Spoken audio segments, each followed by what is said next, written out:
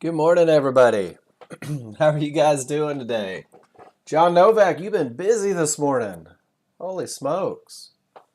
Trading with strength, trading with direction, trading from areas. And it looks like it's working out for you. Nicely done. Good morning, Bobby T. Good morning, D. Hope you guys are doing well today. Man, I'm ready. I don't know about you guys. I feel good today. Had some news, made that market go absolutely loony, break it out of its little range there. Guys, let's focus on rules today. Let's focus on consistency. Let's focus on giving ourselves the best chance we could possibly have for success. That's what we're going to do. But before we do it, guys, every morning, this is my routine. I come in, I open up my NinjaTrader, and while those charts are loading up, I go to forexfactory.com and I take a look and I say, all right, what's going on with news? Is there anything happening in the world that can make things bounce around a little bit crazy? This morning at 8:30 a.m., look at all those red boxes. 1, 2, 3, 4, 5 opportunities for high impact news. And if you were watching the S&P, it definitely created a little bit of motion there. Guys, at 10 a.m., we have what's called a low impact, business inventories, housing market index. I like to know about these low impacts. They typically don't move the market as much as a high impact, but they can. So be aware when that news is going on. Make sure that you take care of yourself, take care of your positions. Hey, good morning, Claire. How are you? Guys, 10:30 a.m. if you are a crude oil trader. Good morning, Mohammed. Nice to see you. If you are a crude oil trader, crude oil inventories comes out at 10:30 a.m. every Wednesday morning. This is where a bunch of people wait to see what's going on in the reserves. Lot of action in crude today. I just noticed we're trading in the 60s. So it's there. Good morning, Safia. And then if you happen to be around at 4 o'clock, there's a little more low impact. Guys, get yourself in the habit every day. Just click on that Forex Factory. Make sure you're not jumping in front of a freight train of crazy. It can definitely affect a position. You can be in the best position ever and find yourself slipped out hundreds of dollars just because of the emotional response. And then we're going to talk today very much about consistency, about following rules. We're going to focus on what the path is to get to where you want to be. We're going to use a lot of training aids, a lot of tools, opportunities for you to take advantage of each and every one of these things. And everything that I talk about, guys, comes from the education page, straight off the website. And then this education page is really, let me get over here. This education page really is mirrored on the Discord channel. I know that you guys are in Discord, you're doing what you're doing. If you go to the educational outline, let's see if I can clean this up a little bit. You've got self-training, trigger reading, user guides, trader guides, trading rules, chart reading, advanced chart reading. There's a whole section being built on market flow. Hey, good morning, Jose. And guys, for those of you that are excited about market flow, that really want to incorporate that into what you're doing, John Novak is going to be taking over the room on Monday, and there's going to be some extensive market flow study. Jose, we sure did last week, so we are in 623 now. Guys, there are hundreds of example trades from Nexgen users. There's a spot for you to ask questions, and guys, while I like the spot for you to ask questions, it's better to ask them in class. It's better to ask them in Traders Chat. This is a great tool, but you'll get answers faster if you take advantage of that live classroom. I am here 15 hours every week. My sole purpose in life is to give you feedback on anything and everything that you do. And when I provide that feedback, everything that I talk about comes from the tutorial section. Right here from the education page is everything you need. We're going to talk about the rules for a high probability trend trade. Guys, there's sections on trade entry, exit management. And this one right here, your first 30 days and beyond, consistent winning trades. 30 days feels like a long time when you're super excited, guys. It's only 20 trading days. In the reality, it's not even that many hours. But if you focus on high probability trend trades for your first 20 trading days, Focusing on trades where you have every advantage on every chart. That real high probability trend trade is a trade that typically wins 70 to 80% of the time. Why do we do that? Well, we do that for a couple reasons. Most importantly, I think, is anything that wins 70 to 80% of the time, that's 70 to 80% of your trades giving you that dopamine kick, that, hey, good job, this is fun, let's keep doing this, let's study harder and get to that next level. But the most important thing that it does, see if I can find it here, is it's going to teach you to be a chart reader. You guys on day 1, day 4, you're like, but I want to be a day trader, not a chart reader. Anyone in this classroom that's been here longer than a week and a half will tell you that your ability to read charts does amazing things for you. You'll be able to open up your software. You'll be able to look at your indicators and understand 3 essential elements. Where the market is likely to continue, and then guys, we're going to talk about finding entries based on those continuation points. You're going to understand where the market is likely to go, and ultimately this is going to help you create amazing profit targets, being able to use the indicators, the momentum, and Fibonacci to determine where that market is likely to go. And it's also going to help you understand where the market is likely to stop. And if we're looking for trend trades, this is going to be our ace in the hole. This is going to allow us to recognize when that trend may be over, when the indicators are telling us a different story. So if you keep it simple for that first couple weeks and focus on a high probability trend trade, this is the trade that's going to teach you to read your indicators. I always ask new users to do me 2 favors as they come into Nexgen. The first is I want you to allow yourself to be new. I want you to tell yourself, it's okay, I'm learning, I'm going to make mistakes, but I'm going to present those mistakes in class, and Mark and I are going to have a great conversation about it, and he's going to fix them. He's going to help me fix myself. And the second thing is keep it simple, guys. I don't want you overcomplicating. Everything that we teach in this first hour can be done with 3 rules and 2 charts. And each rule provides a very distinct advantage in a high probability trade. Every indicator on every chart is going to agree with the rules for the trade. You're going to have the strongest triggers, nothing in the way, no trouble spots. And guys, that's going to teach you to read your charts. When you start getting comfortable reading your charts, the world is your oyster. This is going to take you to medium probability trades, and this is defined as when most of your indicators line up for a trade. However, a small issue exists. Your ability to read your charts is going to identify that small issue. This will be most of what you're doing, and when you're executing medium probability trades, you're going to take these trades and manage them assertively. Your ability to read your charts will allow you to manage them assertively. If there's trouble in your way, your chart reading will identify it. You'll be able to reduce risk, get to 0 loss. Guys, your ability to read charts is going to open doors for you that you never thought possible, but you've got to focus on the best of the best for just a couple weeks. Get that ability in place, let it be simple, and really focus on the best of the best. Is everybody comfortable with that? How many people tell you, hey, keep it simple, don't complicate it? That's really what we're looking for right now, guys. 3 rules. 3 rules provide 3 very distinct advantages. And it creates this equation. What is a trade? A trade is momentum. It's a clear path in an entry area.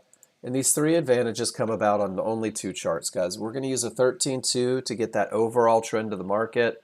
We're going to use that 13.2 to make sure that we have those strong triggers. We're going to use that large chart, that broad stroke of a brush, to make sure that there's nothing in the way. And when the rules 1 and 2 are met, we're going to go to the 5-1 and we're going to be able to determine where the market is likely to continue. So much so that you'll use a limit order to buy or sell a pullback. You're literally going to be able to wait for the market to come to you to get into that area where it's likely to continue. And this is going to allow you to reduce your risk and maximize your profit potential. So 3 rules, 3 advantages, 2 charts. Guys, your workspace is going to look very much like this. And when it does, you're going to use this large chart for the overall temperature of the market. You're going to take this smaller, faster chart to refine your entries. So let's go through the process. Rule 1 says that your large chart has to have strong triggers. This is without a doubt the easiest of the 3 rules to recognize. It's very simple. In an uptrend, when the background is green on your 13.2, the small triggers are above the large triggers. The large triggers are angled in the direction of the trend. Guys, it's a space created between small and large that lets you know that the odds are favorable for the market to continue in the direction of the trend.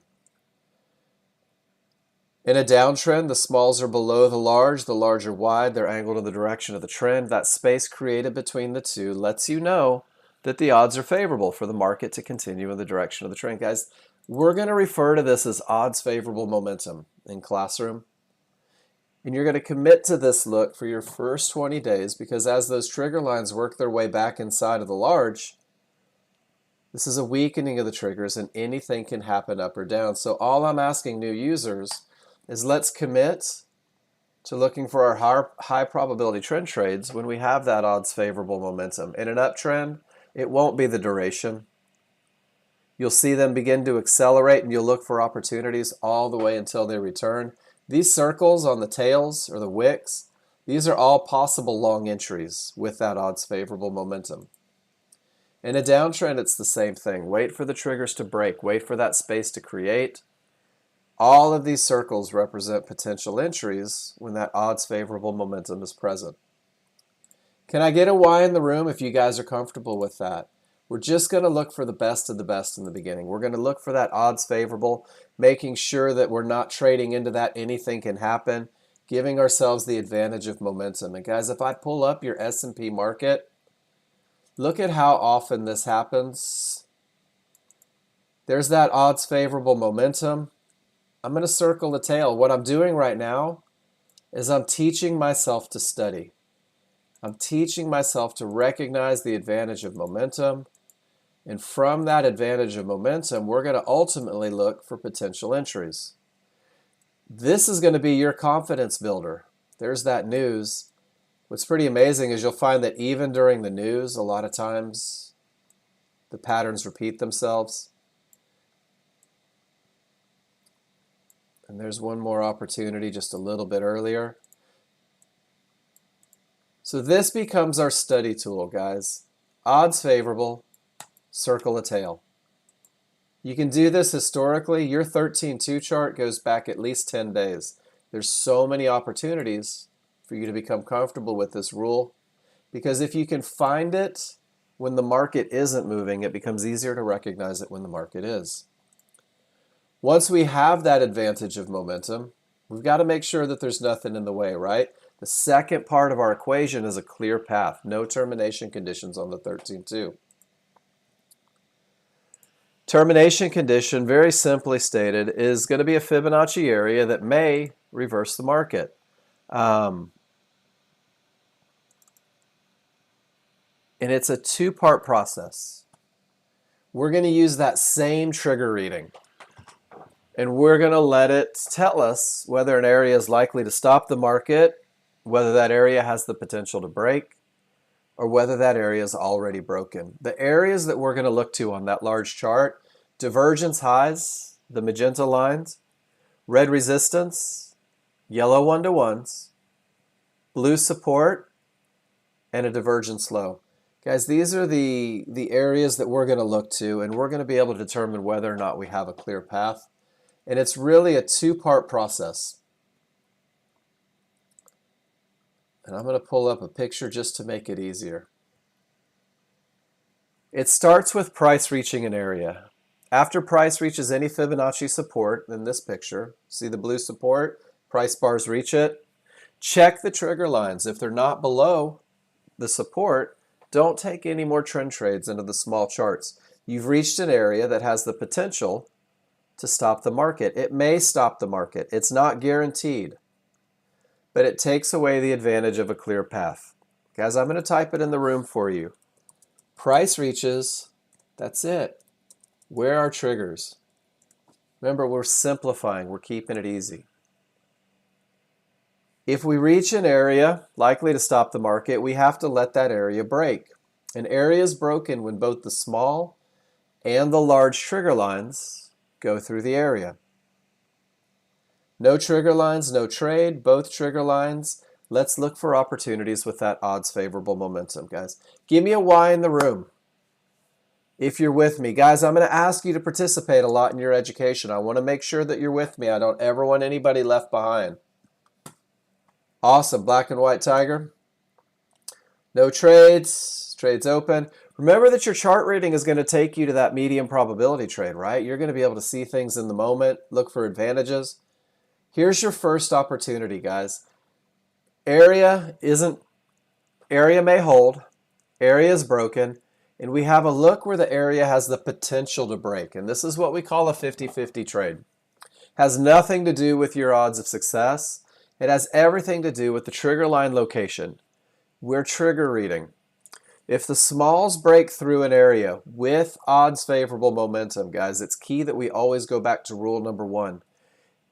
If the small triggers break through with odds favorable momentum, if the large triggers remain above or below the area, this is an area with the potential to break. It hasn't broken yet.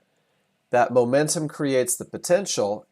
So technically, there's not a clear path. When we go back to our equation, a 50-50 trade is not a clear path, but it's a path that has the potential to clear with all that momentum. Guys, this is going to be your first trade outside of a high probability trade. It's okay to start recognizing them now, and you're going to see a lot of people posting them in the room. When you have a 50-50 trade, it's okay to insist on the best of the best entries.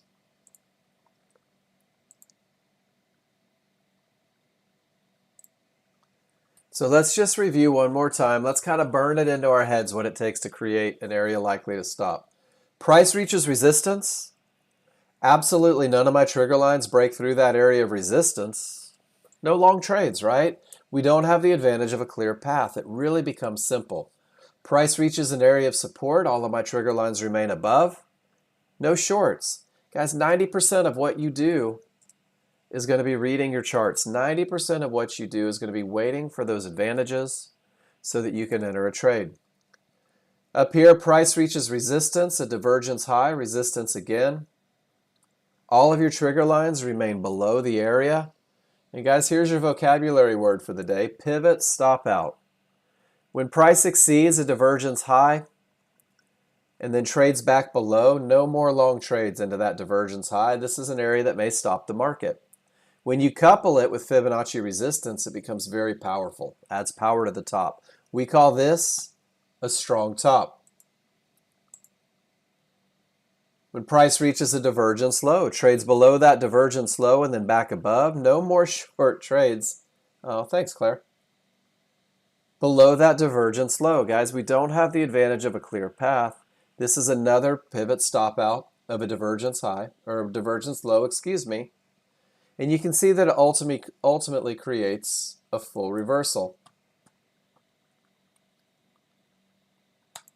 And this is probably my favorite termination condition. Notice that we have odds favorable momentum going into these one-to-ones. Guys, we have a freight train worth of momentum. The smalls are below the large are wide, they're angled in the direction of the trend, and they run smack dab into these one-to-ones. You guys have the advantage of not trading into these one-to-ones because absolutely no trigger lines have broken through. This is an area that may reverse the market. And it does. Look at the bounce created. Guys, when this termination condition creates a full reversal, meaning that your large triggers go from red to green, and then this full reversal gives you the advantage of a clear path. Notice how all of your trigger lines are above the area of resistance. It begins to act as support. And we have odds favorable momentum. Guys, that circle is your potential entry for the absolute best of the best trade you can take. A 5-1 trend trade taken after a termination condition on the 13-2. Watch this. That is the clinical definition of your path of success, that first 30 days and beyond. It takes a little bit of patience. You're going to have to wait a minute.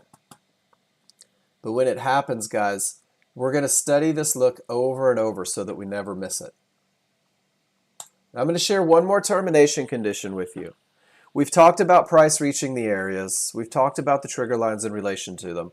Guys, that's a large chart termination. That's easy to see because it's a simple calculation. Sometimes the market doesn't reach an area. Sometimes it turns from a low or maybe from a high, even with odds favorable momentum.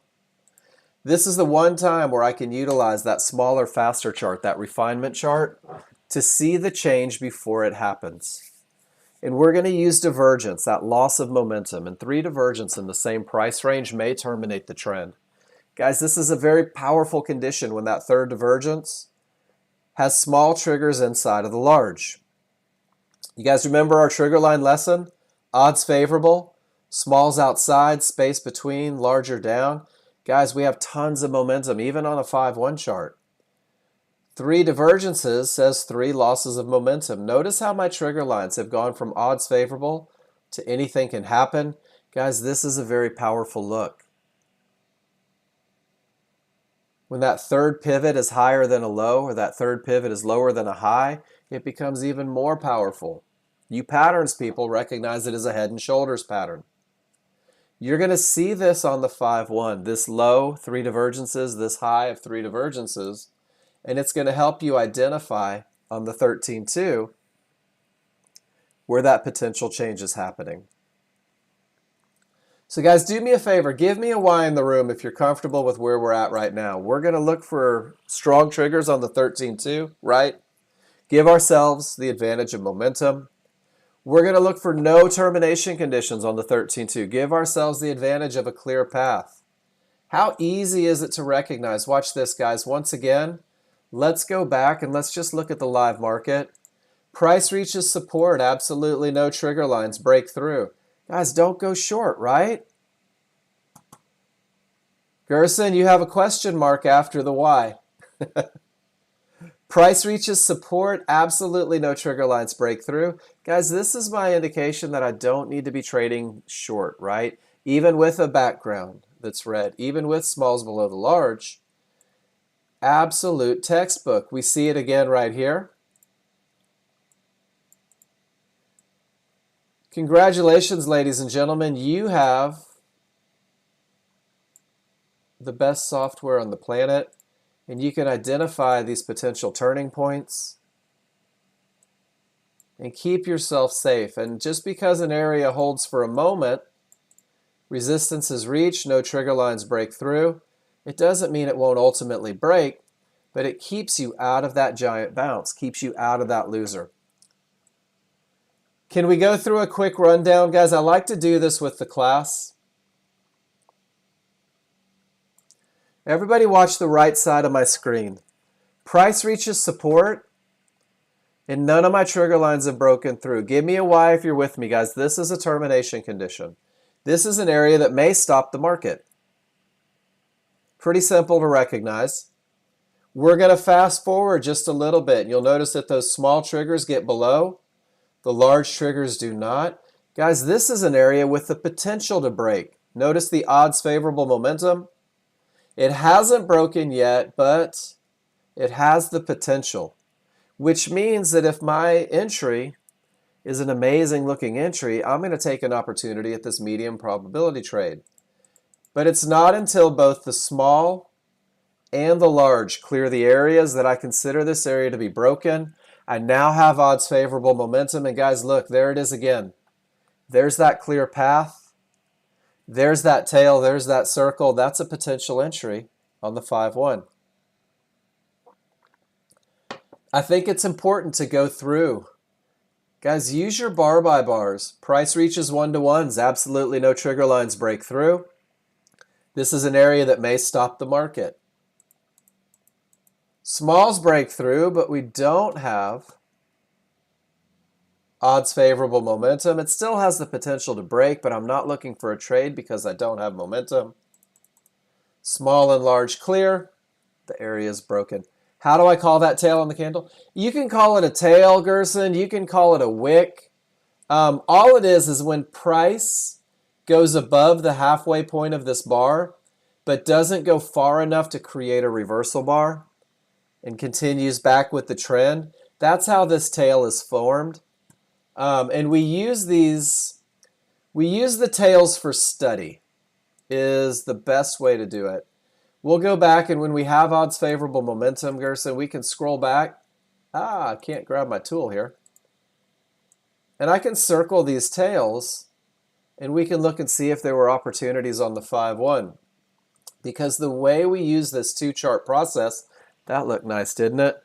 The way we're using this two-chart process, yeah, either one.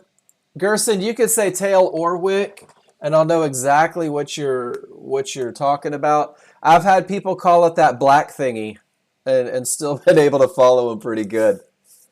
Use whatever termination makes you comfortable. I typically call them a tail. But what we're doing is we're taking this 13.2, we're taking that odds favorable, that no termination conditions, and then we're about to learn how to refine it, how to take what happens in one bar, look at it on 15 to 30 bars, and we're going to pinpoint with amazing accuracy where the market is likely to continue, and we're going to use these points for entries for a high probability trend trade. And guys, that is the third part of the recipe. We've already established momentum and we've already established a clear path.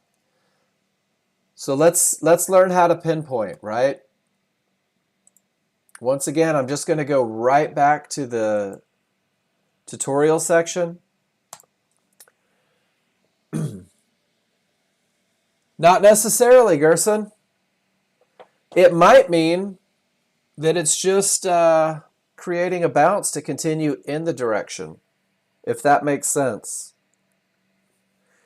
So Gerson, your 13.2 tails, let me show you the picture one more time and maybe it'll help. These tails, see this one bar? This is your larger chart. This is your slower chart. It's very much a broad stroke of a brush. From the bottom of this bar is this lowest point, and to the top of this bar is the highest point inside of this black box. Gerson, you're about to learn how to take advantage of these little tails by being able to pinpoint exactly where they're likely to happen.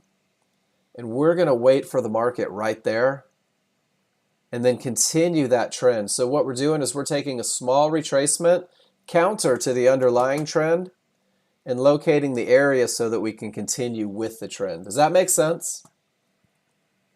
So everything says up. Awesome. You're very welcome. Guys, I'm going to tell you, I'm going to say the same thing 100 different ways because everybody hears it differently, right? Everybody hears something different. So if I'm not saying it in your language, let me know. Here's a great picture that kind of describes it as well. We're using that 13.2 to understand what the large crowd is thinking, right? The large crowd gives us momentum, and the large crowd helps us understand that there is no termination condition. The large crowd determines the trend. The small crowd, these guys willing to fight the large crowd, these are the guys that are going to give us this little pushback to get us into the market. But it starts by simply recognizing the rules being met. And when 1 and 2 are met, this is going to be the look on your 5-1 chart, that smaller, faster chart. Thanks, Gary. In an uptrend with odds favorable momentum and nothing in the way, your price bars are all going to be green. They're going to be strong. They're going to be going in the direction of the trend. Next-gen users, you're going to focus your attention on your 5-1 large triggers. They should be strong. They should be in the direction of the trend. Guys, favorable large triggers mean that large triggers are one on top of the other. They're stacked. They're pushing. And what we're going to do is with everything saying up, we're going to wait for that small crowd. And we're going to wait for that pullback to begin because my rules say that I'm going to buy a pullback at an area inside of favorable large triggers. That small retracement in price begins with a reversal bar. This is my indication that the small crowd is kicked in and they're going to push against that overall trend. We're not going to fight the trend. We're not going to fight momentum. We're going to let these guys push, and once I get that reversal bar, I'm going to create what's called a window of opportunity. My window of opportunity is going to be from my highest point of support inside of favorable large triggers. From my highest point of support inside of favorable large triggers for a long, my lowest point of support or of resistance to my highest point of resistance for a short. These areas can be fibs, mid-bands, or one-to-ones. And guys, every trade that you take in a high probability trend trade scenario is going to come from one of these areas. These areas are like a giant brick wall, and you're throwing a tennis ball at it. You know exactly where that tennis ball is going to bounce, right? It doesn't turn and bounce 3 feet before the wall, and it doesn't go through the wall and bounce off of whatever's on the other side. It's going to come from that area. So because of the momentum on the 13.2, you're going to activate a limit order right at the top of that area, right at the top of that window. In this case, right around 79.20, 79.21. And if the market comes back to you, you're now in a trade. You're in a long position. You've bought the market. 79.21.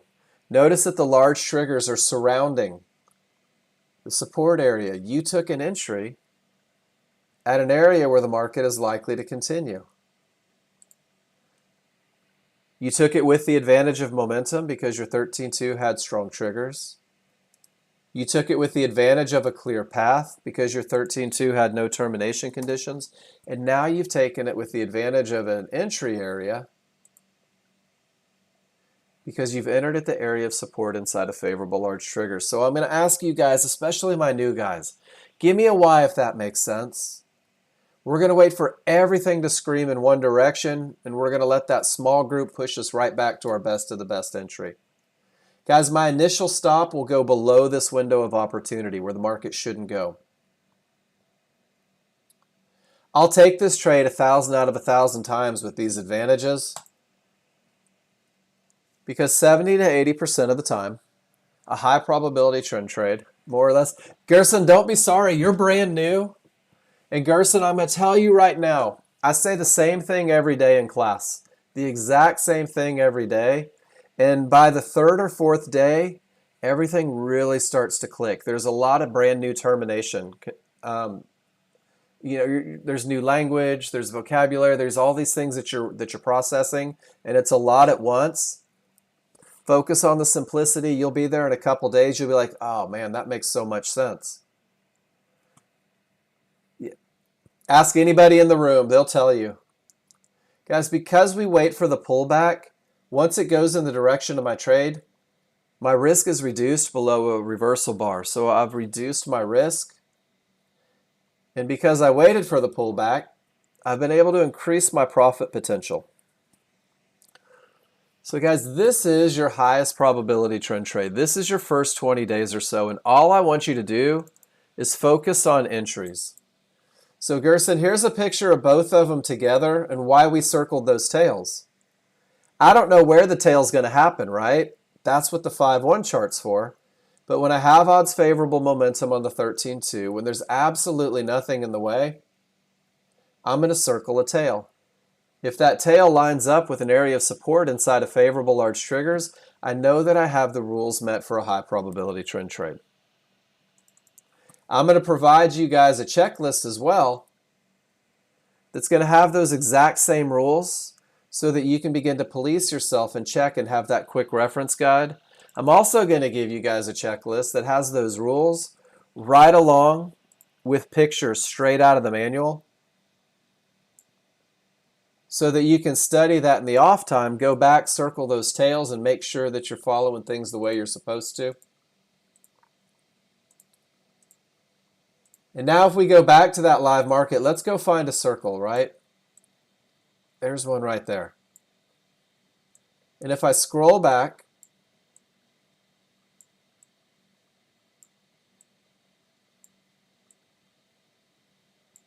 and this actually belongs this way just a little bit, odds favorable, we're 50-50 on that divergence high. Do you see how the market pulls right back to support inside of favorable large triggers? Right back to support inside of favorable large triggers? Guys, this is your best of the best. This is where I want to see you getting into these trades. Not worried about management. Not for the first 30 days, guys. All you need to do is begin to recognize this absolute best of the best look. Notice how I can scroll back. I don't need the advantage of a live market here. The first one doesn't quite get there. The second one does. It's that patience piece, guys. There's another termination condition.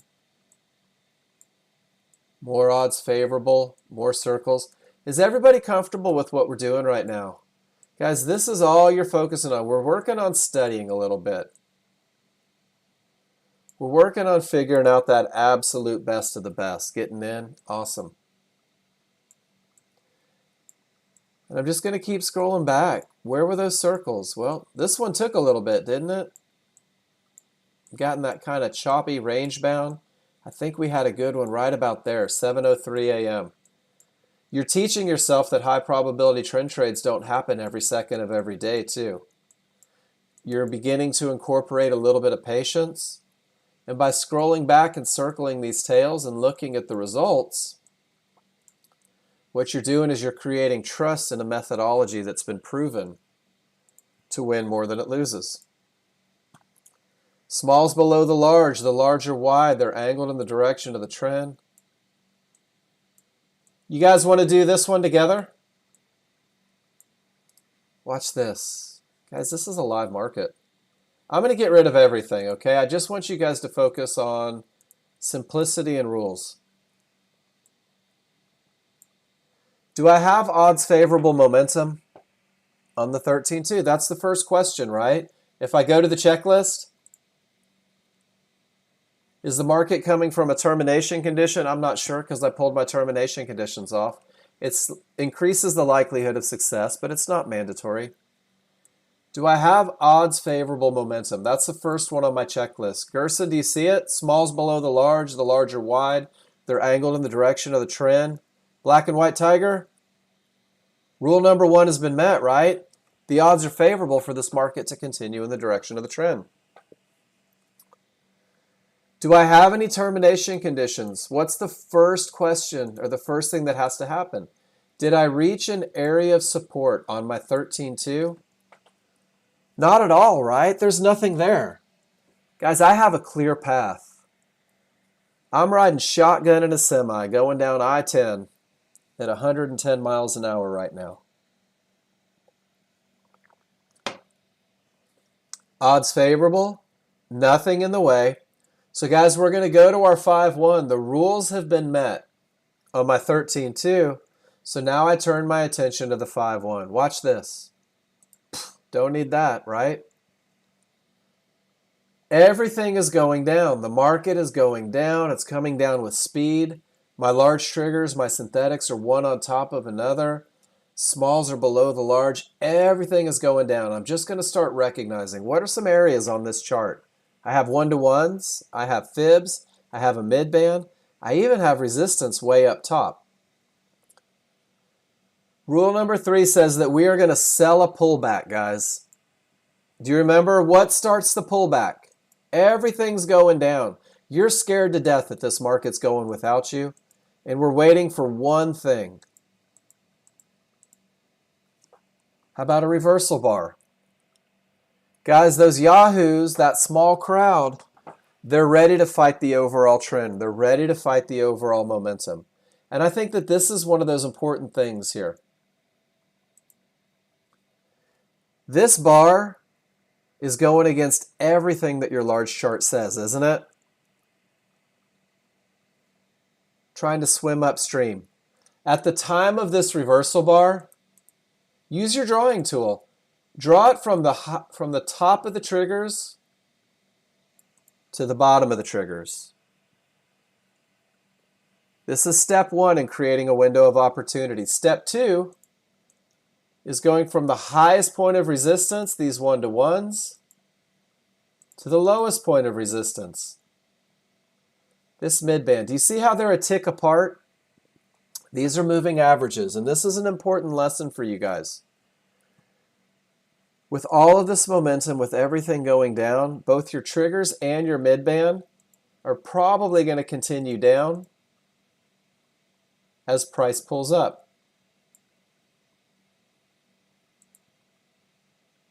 We're going to activate a limit order. Because that mid-band's not in there yet, I'm going to put it a couple ticks below resistance inside of favorable large triggers. Does that make sense? Let's go textbook here. Fibonacci resistance to 1-to-1s, guys. That's my window inside of favorable large triggers. Give me a Y in the room if you're with me. This yellow line represents my limit order 2 ticks below my lowest point of resistance. That's where I'm trying to get into the market. Nope, Gerson, when you open up your software, it takes care of it for you. John Novak has absolutely revolutionized Fibonacci. 25 years ago, people were drawing it in by hand. When you open up this software, what it does is it measures every swing in a given time frame, every pivot, every up, every down. It projects forward. It goes historically. It creates synthetic time frames.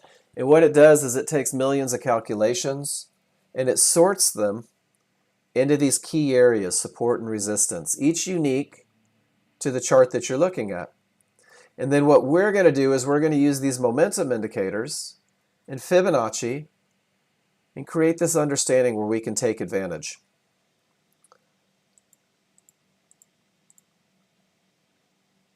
Is it going to get there? Oh my gosh. You're welcome.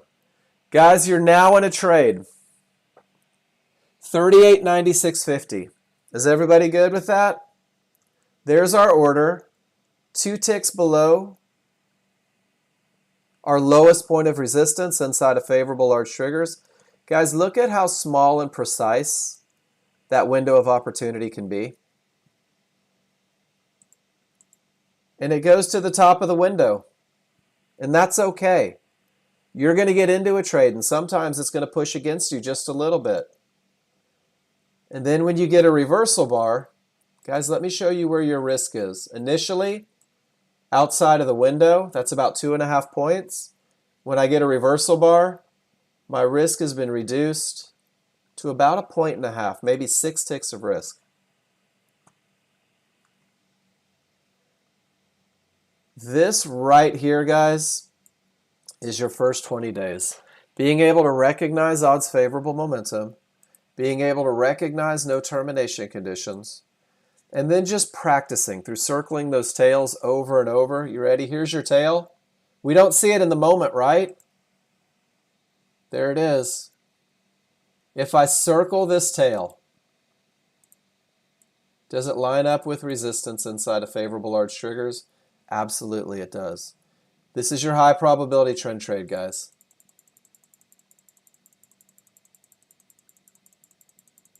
And look at it go. What do you think? Can you practice? Can you do it? I think you can. I believe in you guys. There's a simple path to get to where you want to be, guys. 100%. Post your trades in the room. Every trade you take, win, lose, or draw, post it in the room. Let's talk about it. Let's talk about your entries. Let's talk about your exits. Let's talk about the conditions that were met, the conditions that weren't met.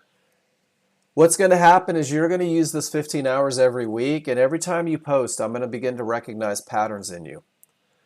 We're going to work together to help alleviate any problems that you may be having, any questions that you might have, provide clarity where you need clarity. Guys, this is the magic of what Nexgen does. It's not just the indicators, it's the education that comes with it. And then you're going to track your trades in a spreadsheet, guys. Nexgen provided you a spreadsheet. Look in your Nexgen studied picks folder. Your first page is where you're going to put everything that you do, guys. Every trade that you take goes into this first page. You're going to recognize patterns in the market. You're going to recognize patterns in yourself. When those high probability trend trades rules are met, you're going to start filling up this green section. Every time you see it, take a picture, post it in there so you can come back and study it. And guys, in the beginning of the study process, I've given you 70 pictures of high probability trend trades. 70 pictures of rules met trades so that you can compare what you're seeing to what we've already seen. And I'm telling you that I've stolen all of these pictures from class. I've stolen them from you guys.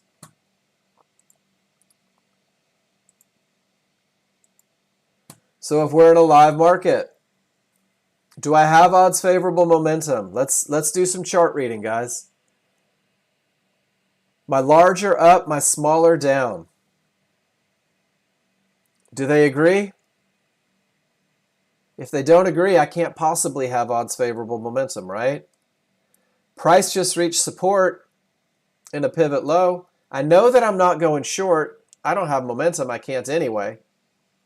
And it's too soon for a long. So if I can't go short and I can't go long, then guys, this is 90% of what we're doing during the day. We're just waiting for those advantages to be present.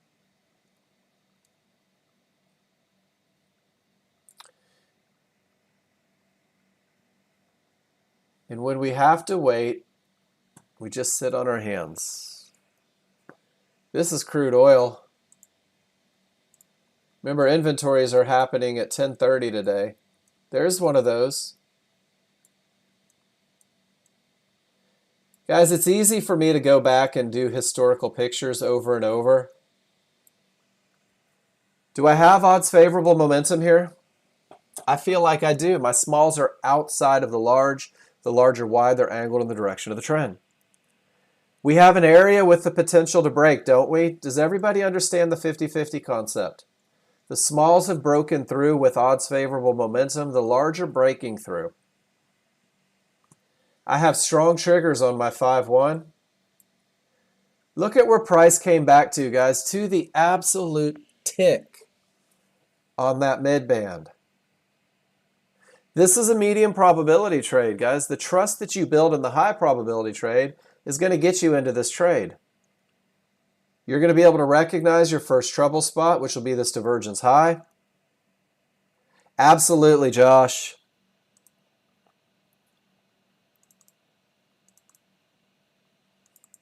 Check it out, Josh. I show this picture every day, and I think that this is so important. It's not that the area is stronger, but what it is your window of opportunity is more concise. It means that everything has come together. I think confluence was the word that John used to use. Let me take a picture of this picture. And guys, let me show you why these stacked trigger lines are so good. Because if my trigger lines are spread out this wide, now I have 1, 2, 3, 4 areas where the market is likely to continue, right? Josh, when they're one on top of the other, we can ignore these lower areas and focus on the areas that are inside of favorable large triggers.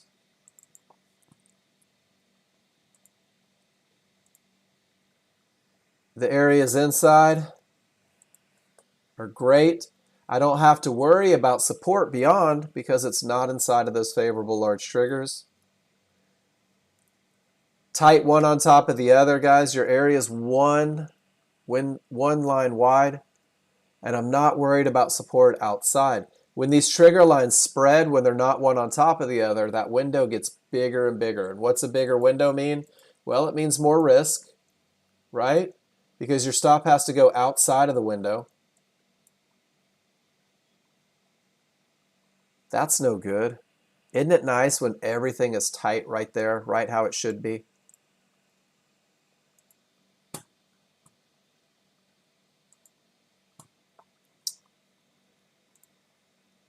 Take a picture, guys. This is a mid-band termination condition happening right in the moment, right here on crude oil. This is what we call the gap theory. This is a termination condition. So when you go to the termination condition section, your bottom termination condition says a large chart mid-band if the large triggers are a full bar away. This just happened in crude oil. Smalls are below the large are beginning to widen. Guys, when price reaches the mid-band or any Fibonacci area, and there's enough room for a reversal bar to be made to get back to those triggers, price tends to close the gap. It doesn't mean that there's a long trade down here, Doesn't necessarily mean that there's a short trade right here. But what it does for you is it keeps you from looking for the short trade within that vacuum, because they tend to get run over. So it keeps you with that giant gap back from trying to get in at this mid-band. Josh, you see those split triggers? Not your best look. Let it close the gap, let things work back out. It makes it a little easier. And this is our S&P. Support holds, triggers remain above. Support holds. We're into a termination condition, right? We're into an area that may stop the market. Is everybody comfortable with that? I hope so. We're in a waiting game, guys. 90% of what you do is just going to be waiting for advantages. All right, I'm going to give you one more gift. I've already given you the checklist. I've already given you the checklist with the pictures. I want to share this one with you. Guys, this is an example of how a new user can write a trading plan. How you can keep yourself 100% focused on the best of the best as you learn to read your indicators. Guys, the process, the more simple you keep it, the faster it happens. Most of my people recognize odds favorable momentum. You guys are my people on day one. We begin to recognize termination conditions by the end of day 2, and it typically takes people a week to believe in them. New users, you're going to trade into termination conditions all the time. That's okay. Let me see it. We'll talk about it. The area for entry, guys, this is the most challenging thing that we do, and it's really not even that challenging. It's a simple process of finding the areas inside of large triggers after reversal bar, right? This is your entry. My trade is the high probability trend trade. Must have the conditions of the checklist met. Why? Because I know that it typically wins 70 to 80% of the time. Here's the downside, right? If I take 100 trades, someone help me. Who's good with math? How many trades should I be mentally prepared to lose? How many trades should I be financially prepared to lose out of 100? If I'm winning 70 to 80%, exactly, Josh. So what we're doing is we're creating trust, so much trust in the rules that every time these rules are true, we take the trade without hesitation, without fear, without anxiety. Studying this look for 20 days is going to put you in that position. Take pictures of your perfect trade. I can't think of any reason not to make that bigger. Guys, I want you to take pictures from class. Every time somebody posts a high probability trend trade, take the picture, steal it, put it in your spreadsheet. If I post a picture in class, steal it, put it in your spreadsheet. Go to the user manual. Steal the perfect looking trades from there, put them in your spreadsheet. But put a couple in your plan. This is what they look like. All you've done is define your entry, right? And now you're going to define your management plan. Guys, management takes chart reading. You're going to spend 30 to 90 days probably working out your management as you learn to read your indicators. So in the beginning, most users find it useful. Keep it mechanical. Keep it to where there's zero opinion. I'm going to give you guys one more sheet before this is all over, guys. But this is the most mechanical approach to management I've ever seen. It's an if-then scenario. I'll trade 2 contracts. My initial stop will be 12 ticks. I'll put it above or below the window of opportunity. Mechanical. It'll be moved 2 ticks above or below the reversal bar in the direction of my trade. Mechanical, no opinion. Something has to happen for me to do it. I'll take profits on my first contract at 100 and move my stop to break even manually. My second target will be 200. Guys, there's no room for opinions or emotion in this mechanical plan. It simply is what it is. And I'm going to give you a sheet of paper that shows pictures. We'll talk about it today as well. And if you allow this to be your path for the first 20 trading days, guys, if you allow this simple plan to be your plan for the first 20 days, you're going to understand how to read your charts and understand fluently where the market is likely to continue, likely to stop, and likely to go. The idea is to build a foundation capable of winning consistently so that you can continue to grow as a trader, so that you can continue to recognize other patterns and create new opportunities for yourself, but it all comes from that foundation. So guys, give me a Y in the room if you're with me. I'm going to give you everything that you need. I'm going to give you the world's greatest elliptical. But it's going to be up to you to hop on it and get those reps in, right? It's going to be up to you to put it to work. There's one of those pivot stop outs of a divergence low, right? Price went by 3 ticks. Now it began trading above. The user guys said, don't go short. Let it break. One of the great things about Nexgen is you don't have to be first. You can trade what's happening rather than predicting what's going to happen. All right, guys, there's our first hour. You made it through. Gerson, Black and White Tiger. Who else is new in here? I know I've got some new people. Let me take a look. How we feeling? First day, right? You're like, all right, a lot of information. Guys, I promise you, it's doable. Look at that. Smalls below, outside the large. Larger breaking through the area. That's a pretty big window from 89 all the way up to 91. We'll see what happens. Guys, watch the market. If you have a question, post it. If you have a comment, post it. But when I get back, we're going to start going through all of your charts, guys. I'm going to go through everything that you've posted. We're going to talk about rules. We're going to talk about what you see. Hey, good morning, Ziva. That's okay. Gerson, stay excited. Guys, Discord just kicked me out. I apologize. Let me get back into Discord. I know that you can hear me when this happens, I think.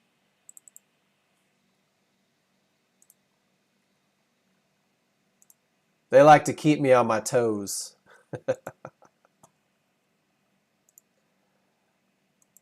Ziba, I like it. Stay new, right? But Ziba, do me a favor. Let Gerson know that it gets easier, that it clicks. Guys, there's your area where the market is likely to continue in the event that this pullback pulls to it with odds favorable, with no terminations. We'll see if it comes back if the rules get met.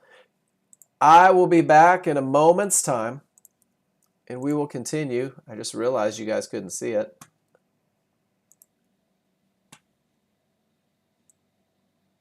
Area of resistance inside a favorable large triggers. Pretty cool, right? Be back in about 5 minutes, guys.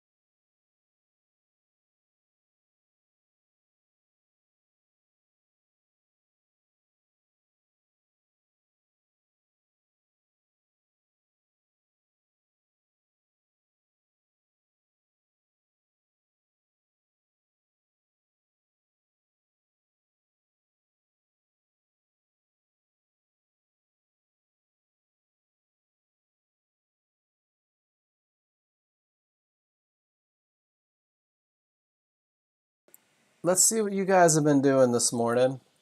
And Zeba, thank you for that. It does take a minute, doesn't it? There's that 10 o'clock news. We talked about it. We knew it was coming, didn't we? We sure enough did. Forex Factory. All right, I'm going to scroll up to the very top, guys. Just a reminder is when I go up and I look at what you guys are doing, I have to scroll to the very top of the chart of the chat room, which means I can't always see what you're typing in the bottom. If I miss a question, let me know. Joel is going back using his checklist, identifying odds favorable momentum, identifying potential entries. Absolutely love it. And he puts steady till you drop. Guys, by circling these tails, by looking at the entries, what Joel is doing here, and I love this, he's just using it as a study tool, is he's identifying the conditions being true, and he's building trust. Building trust in the rules, building trust in the methodology, creating confidence in himself, right? Making sure that he's comfortable with what he's seeing so that he can execute the trades in the event that they happen. Once again, checklist, odds favorable, 50-50.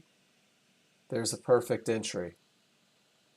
Over and over and over again until it becomes easy, until it becomes effortless, until when the rules are met, he can take a perfect entry and make money on the way up. Joel, great job. Great job with the study. Great job making sure that you're following rules. John Novak came in this morning. He gave us one. Odds favorable, no terminations. Takes a pullback to the area of support inside of favorable large triggers. He's identified his first trouble spot, has his profit target in place. Already up 4 points before he ever gets to his trouble spot. John Novak, if you're listening, great trade.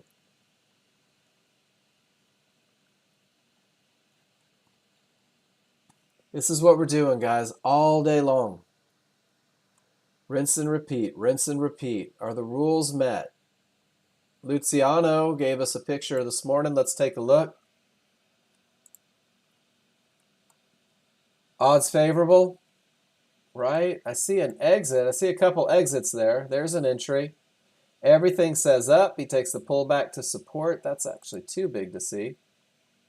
And takes it right up to the potential trouble spot. Luciano, great trade.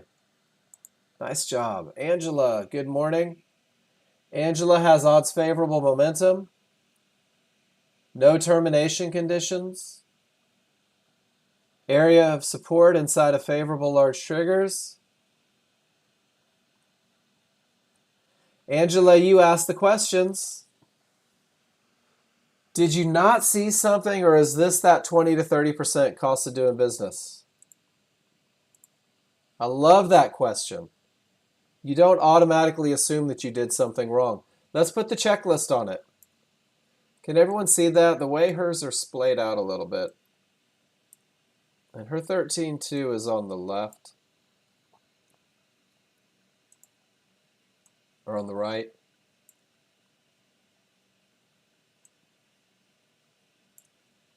Will you guys help me help Angela here? Did Angela have odds favorable momentum? The other left. Were the small triggers accelerating above the large? Were the large getting wide angled in the direction of the trend, guys? I think yes. I feel good about it. Angela had not reached an area of resistance, correct? Is everybody comfortable with what we're seeing? All we're doing is policing ourselves here. There were no termination conditions. Last question, guys. Did Angela have an area inside of favorable large triggers? Absolutely. So, Angela, the answer to your question is this is just a cost of doing business. You had every advantage in place. You identified all of them. I'd take that trade 1,000 out of 1,000 times because of the advantages that it offers. Great trade. Yep. And that's one of the great things about the room, guys, is sometimes you'll think you made a mistake, but you didn't. It's just that cost of doing business. We all hate to admit that there is a cost of doing business, but there is. And the sooner you accept that you're probably not going to win every trade, the better your chances are of winning every trade. All right, Discord loves me this morning. There's number 2. On my way back, nobody panic.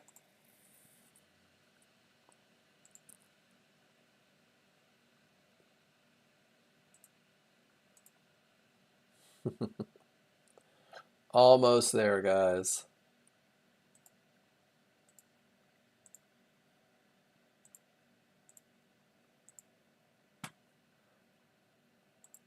All right, and we are back. This was Buffalo Hands. Buffalo Hands. You had, let me line it up, trading right at news, right at that 8:30 a.m. news. 63 was the termination condition, so we weren't there. Medium probability trade, right? We don't have odds favorable momentum, but we have a clear path. We have an area of support right there at the large triggers. You take your first entry and don't believe it, get stopped out. Oh no, you went short on accident and then corrected the course and went up. Nice recovery. Guys, you're going to do this every now and then. You're going to try and go long and accidentally hit short, and you're going to have to get out of it, lick your wounds, and then get into the correct trade. Nice job. Great recovery on that one, Buffalo Hands. And I just like saying Buffalo Hands. All right, Gary, let's see what you did. Gary with a pre-trade picture. We're at the tail end of momentum here. It's not that odds favorable, but we're still up. We're still outside. Smalls are kind of outside, and we get a little loss of momentum. It tries to get back to that mid-band, and he's just waiting for it. He says, man, come get me. I like it, Gary. It's a great pre-trade. Josh S. Smalls above the large are wide, angled in the direction of the trend. It's not a full bar back to the large triggers. So you can say, I'm going to get in at the mid-band inside of favorable large triggers. And now I see why you asked your question, Josh.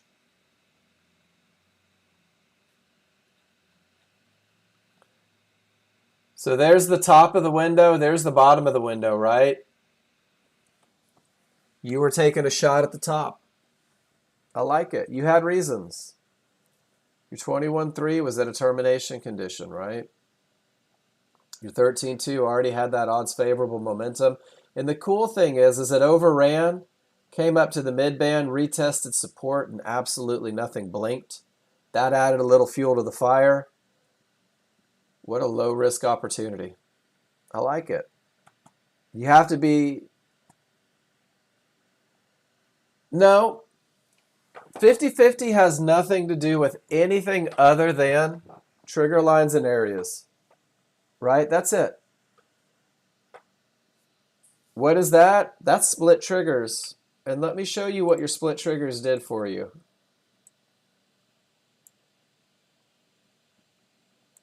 If I go from the top of the triggers to the bottom of the triggers,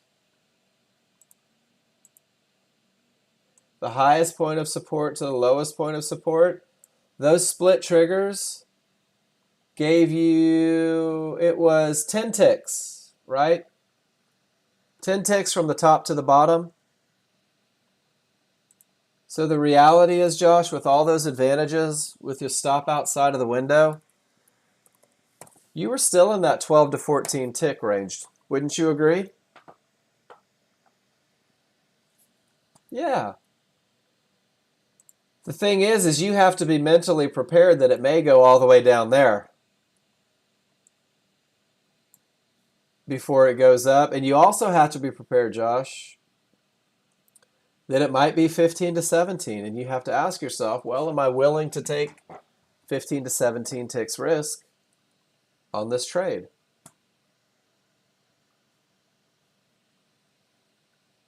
Great entry with all the momentum. And I think that one of the keys to your success here is the gap wasn't that big back to the large triggers.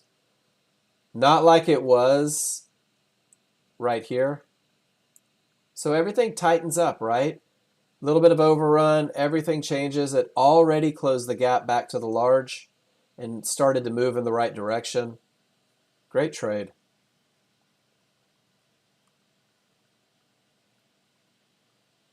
And guys, sometimes great trades still have talking points. It's okay. It doesn't mean there was anything wrong.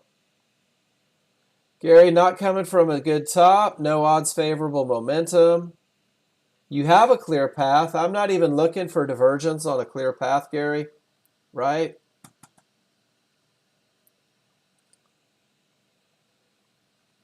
You've lost momentum twice.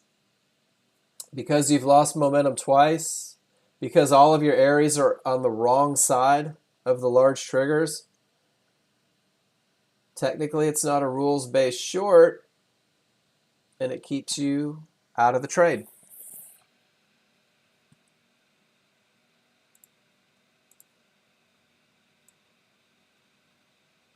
I'm going to take two pictures right here. Can we do this one checklist together? Because I think this is a great one. Gary, I love that you didn't take this one. We're not coming from a good top. We don't have odds favorable momentum. No termination conditions is true. But I don't have areas inside of favorable large triggers. Guys, do you see how understanding and focusing on this checklist is going to help keep you out of problems? Embracing the basics first so that you can take that chart reading to the next level.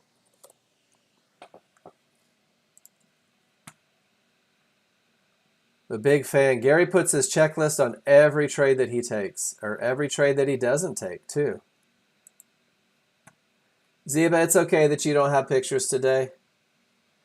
Termination all the way to the mid-band. Large triggers don't follow. Back to a termination. Just in that holding area. Gary, great pictures. Adam P., good morning. Odds favorable. It's a 50-50, right?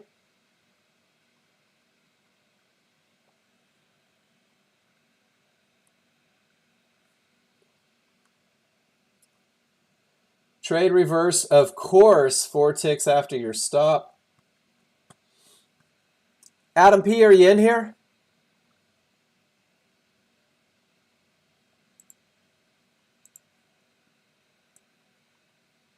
Let's talk about the whole thing. Let me know what you think. I'm going to try and help a little bit. We know it's a 50-50, right? Smalls are through and the large are not. Are you comfortable with that idea? That the area has the potential to break, but maybe it hasn't broken yet? Not even maybe. It hasn't broken yet.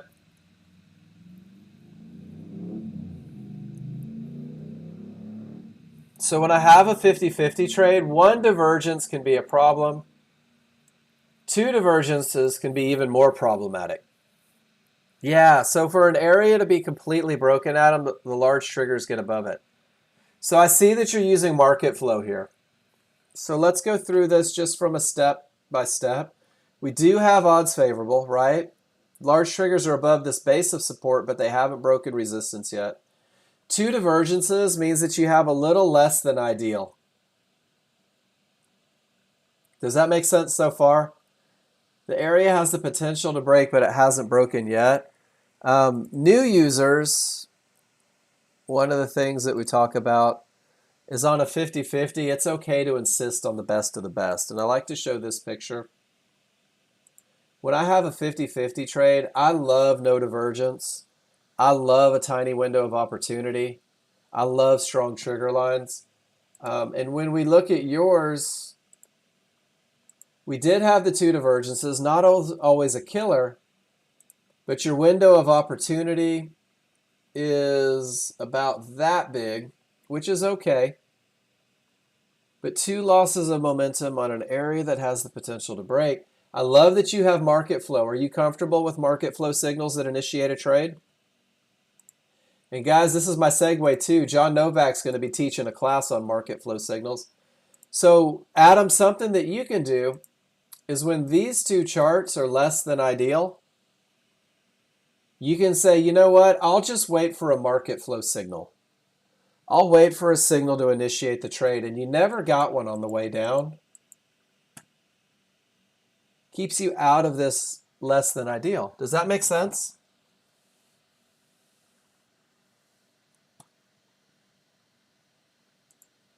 And that's just one way that you can use market flow to kind of help you out. Yeah, when it's not totally perfect, use that little extra giddy up there.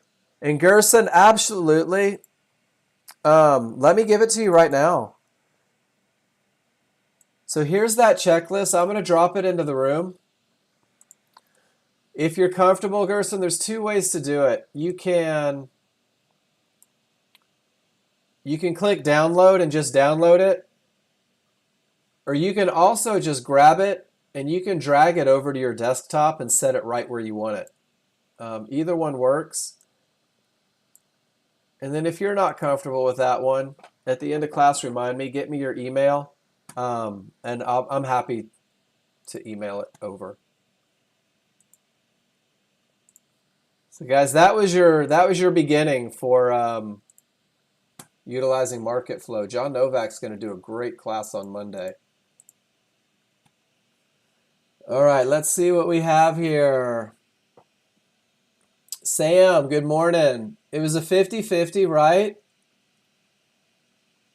Smalls are inside of the large, it looks like. And then we had two divergences. You enter after the second divergence.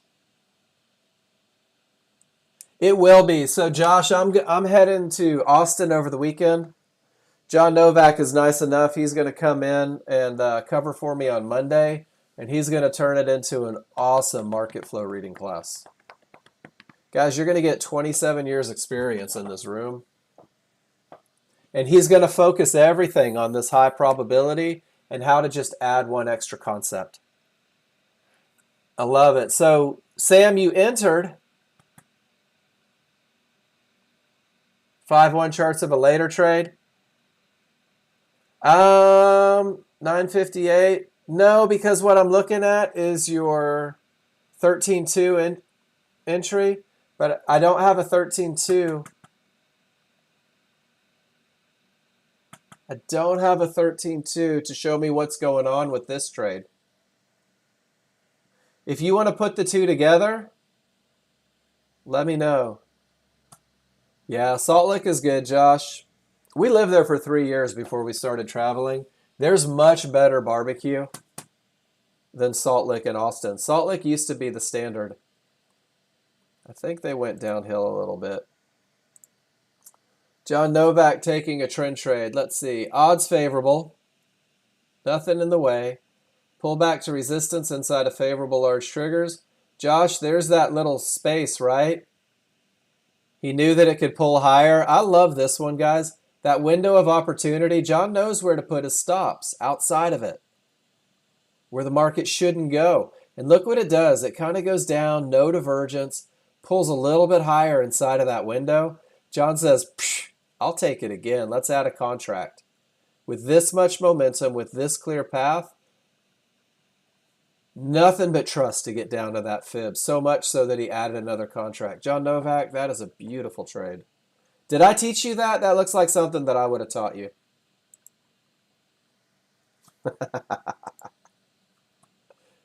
I only talk like that when I know he's not listening, and there's a little better picture of it. Guys, everything is chart reading. Everything that we do is chart reading. Everything revolves around triggers. What are they doing? What are they saying? Odds favorable on a 50-50, absolutely no divergence, tiny window of opportunity. Stopped out on a 50-50. It happens, right, Gary? That's a beautiful trade with a lot of advantages. I just say next. That's about as nice a 50-50 as I would ever take. Don't bother getting mad. You're not in control. Doesn't do any good. That's a lot of energy to waste. Keep doing what you do. You'll be great. Looking to see if there were anything out there that might have helped a little bit, and I'm not sure.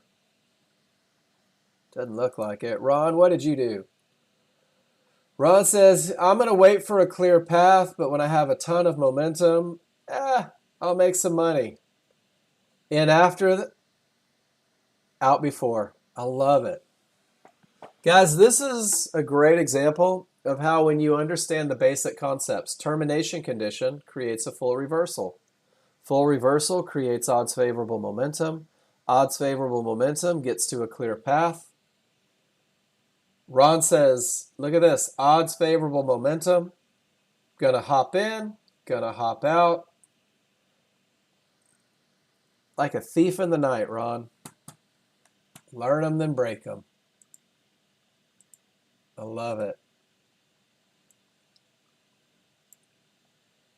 Odds favorable, 50-50, strong triggers, tiny window.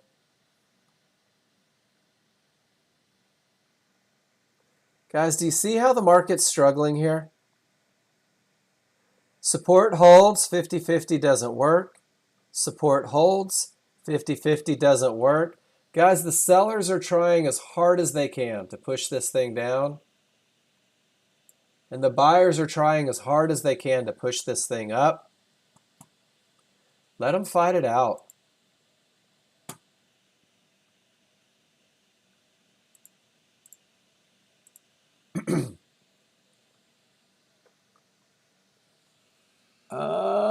There we go, 50-50. Looked at the one-to-one after the fact. So it was going in as odds favorable momentum. Smalls working their way outside of the large, not totally outside, right? Not the best of the best, but still looking good. Area with the potential to break based on that momentum. You take your entry, loss of momentum. It's pushing a little bit higher. Identified your trouble spot. Beautiful. Second divergence prints. You did hold on a little bit. You got a little extra out of it. Sam, nice execution. Medium probability trades have to be taken, managed assertively. This is the one that gets me giddy, Sam. You identified your trouble spot and you said, they're going to pay me at that trouble spot. I'm not going to lose any more money. And then you say, all right, we're getting into that third divergence potential. I'm going to call it. Sam, nice job. Great execution. Very well done. Thank you. You guys make me proud. Look at that, guys. I sent John Novak a picture like this earlier today. I want you to see something. Key area not reached. Whoops. Where's my arrow? Straight to support, push up, can't do anything. Back to support, push up, can't do anything. Pushing back down. Guys, doesn't it make sense? And let me know if it doesn't. Doesn't it make sense to look for shorts to let this area break? Doesn't it make sense to look for longs to let that area break? Hasn't the market shown you where it's struggling to get through? Give me a Y in the room if you see it. You don't have to. You can do whatever you want, right? But what I'm identifying on my large chart is that this area has no intention of letting the sellers break through it. It's going to take a lot of giddy up, right? Guys, when you witness the market consolidating, Fibonacci is going to help you do that. And watch this. If we scroll back towards before the open, we had the exact same thing. They created this area that they were struggling to get through. And then once they were able to, there's that news coming in. It's okay to let areas break, guys. It's okay to insist on the clear path. One of the things that you see when the market consolidates like this is 50-50 trades work with a little less frequency because there is a giant struggle. So while the ES figures it out, let's see what crude oil is doing. Let's see. Whoops. I'm going to draw a raise.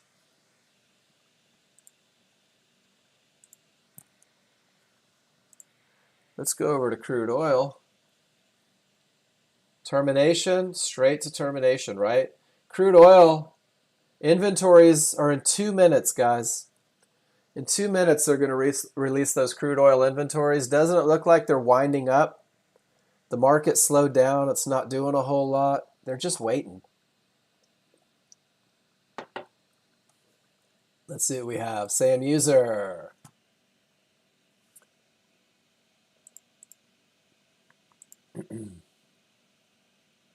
Odds favorable, clear path, beautiful entry, creates wonderful management. Quick profits, pulls right back, comes back down. You say, you know what, I'm going to get out with the money. Sam, great trade. 3 divergences. It's up to you. Do you need a break? You're on simulator. Practice. Practice if you don't have anything else to do. You know what? You've had a great day following rules. Your management's been off the hook. Go swing golf clubs. Or just keep practicing. Odds favorable, but very close. Perfect entry. Higher divergence says it's pushing higher. You let it come down and grab a little stab back. Right back through. I like it. Adam, did you take a lesson and just go ahead and apply it and 10 minutes later? Market flow said go, didn't it? 13.2 said go. That's the key. Is the 13.2 said, come on, we're going down. Your 5.1 said, well, I might push a little bit higher. Your market flow said, well, that's as high as we're letting them push. I love it. What a great job. And I love getting in on the little stab back too. Nice job, Adam. Q27. Odds favorable. Haven't reached the termination. There's your first entry. And when the triggers roll, you take the stab back and you get paid. Q27, nice job. Best entry was right here. You took that awesome second chance entry. 13.2 said that you had every probability of it going up. And sure enough, it did. And look at that exit. Remember, guys, we talked about you'll know where the market's likely to go. How's that for an exit? Right at a trouble spot. I think Q27's in here incognito. This is clearly a seasoned trader. It is. Odds favorable. No terminations. This isn't your best look on a 5-1, but isn't it a pullback right to an area of support inside of favorable large triggers? And the triggers are going up. Your first entry was right here. Can't really see it. That was your first pullback to support. You didn't catch it, but when the triggers went up, there's another opportunity. There's another opportunity. Absolutely, Adam. I'd love to see it. Great trade, Q27. Do you see how this was your first entry? Right at the midband? That would be the only feedback I can really give. Is it looks like we had an opportunity into the market just a little bit before. Since you didn't take it, waiting for those small triggers to roll, just confirmed your advantage.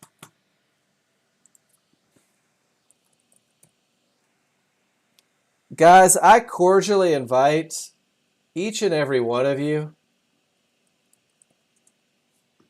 to email me your plan if you want feedback. I will.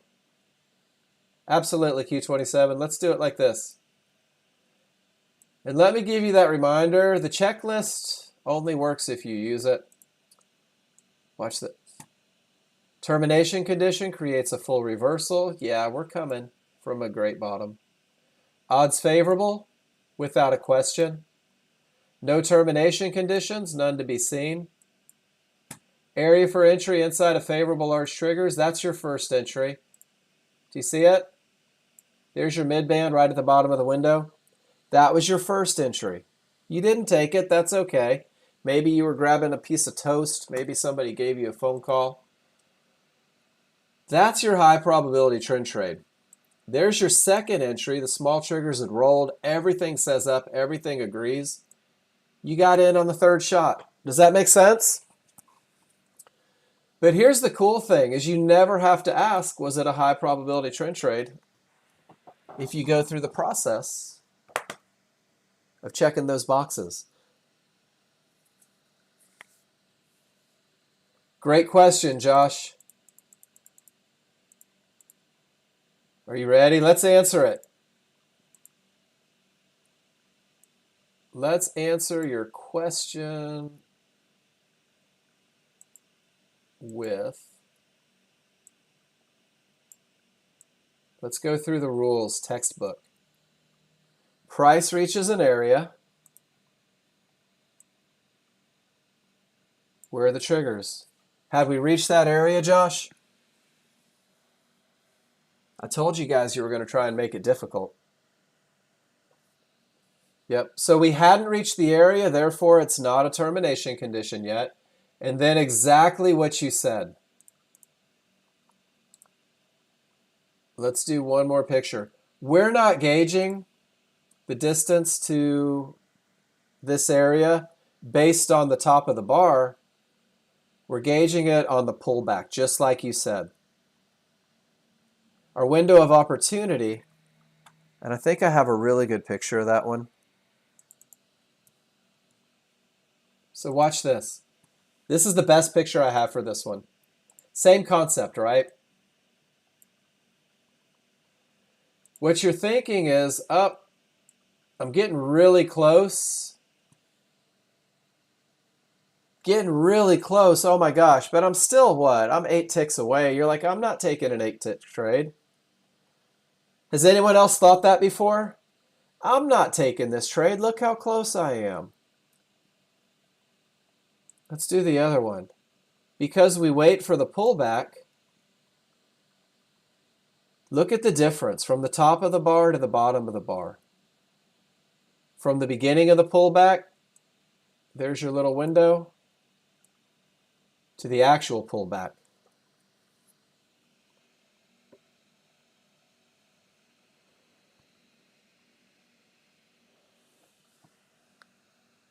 Does that make sense, Josh? Does that help a little bit? Awesome. That's pretty common. Guys, another common thing that new users are going to do, let me know if you've done this one. Oh my gosh, my small triggers turned against me. Has anyone ever thought that and thought, man, I better stay out of this trade? All the time. This is where I remind you. 13.2 leads the way, guys. If these triggers don't roll, the odds of it getting back to your entry point are slim to none. Smaller, faster chart. The only time I worry about these triggers becoming detrimental, guys, how's that for a 25-cent word? The only time that those triggers begin to give me any kind of concern is when they work inside of the large and I'm identifying that loss of momentum.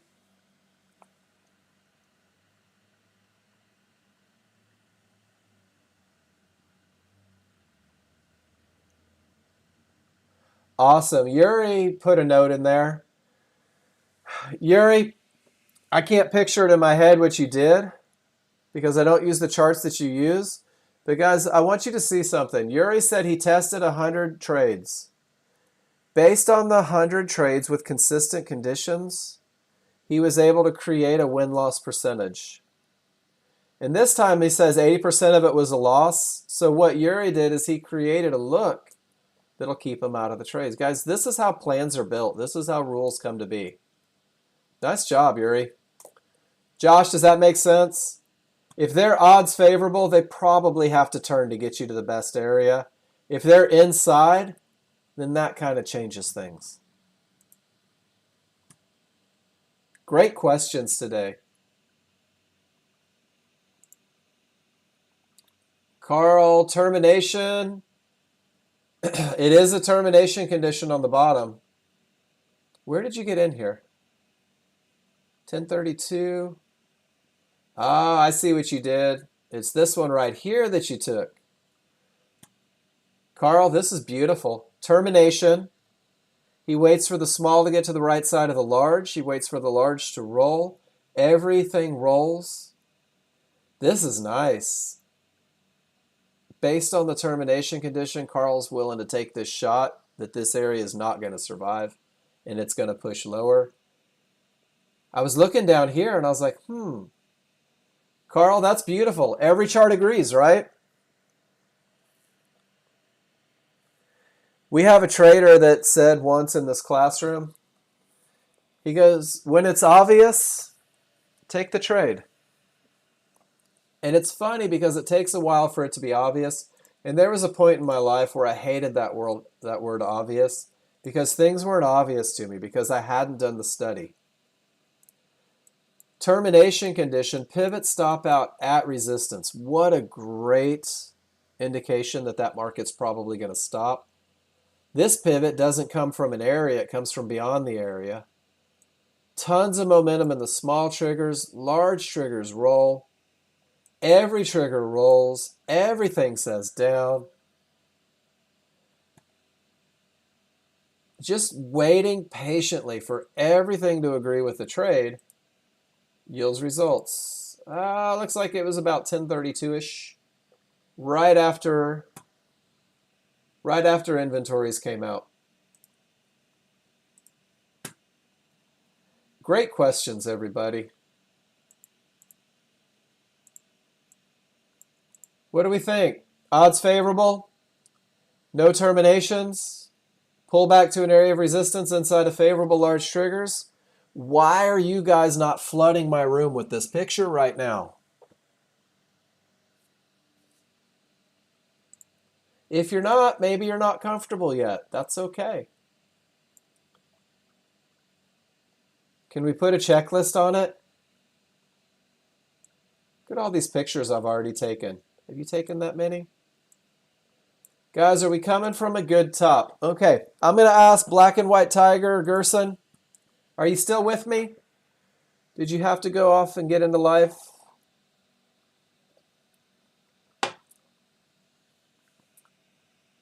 Odds favorable momentum, right? Small's below the large are wide, they're angled in the direction of the trend. No worries. This is crude oil. But Zeba, look at my picture. Do we have odds favorable? What do you think, guys? Small's below the large, everything looks amazing, doesn't it? The odds are favorable. Have we reached an area? So I have a clear path. That's a yes. Josh, not worried about that tiny little spot here, right? We're gauging it from where we're at. Look at this window of opportunity, guys. There is one line inside of favorable large triggers.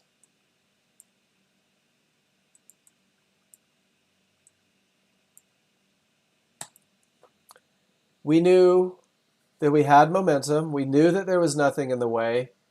We knew where the market was likely to continue. And guys, you knew right where the market was likely to go. From 74 to 50 is $240 per contract. Your job, new users, steal this picture. If you didn't take the trade, steal the picture. I want you to take that picture. I want you to go to your spreadsheet.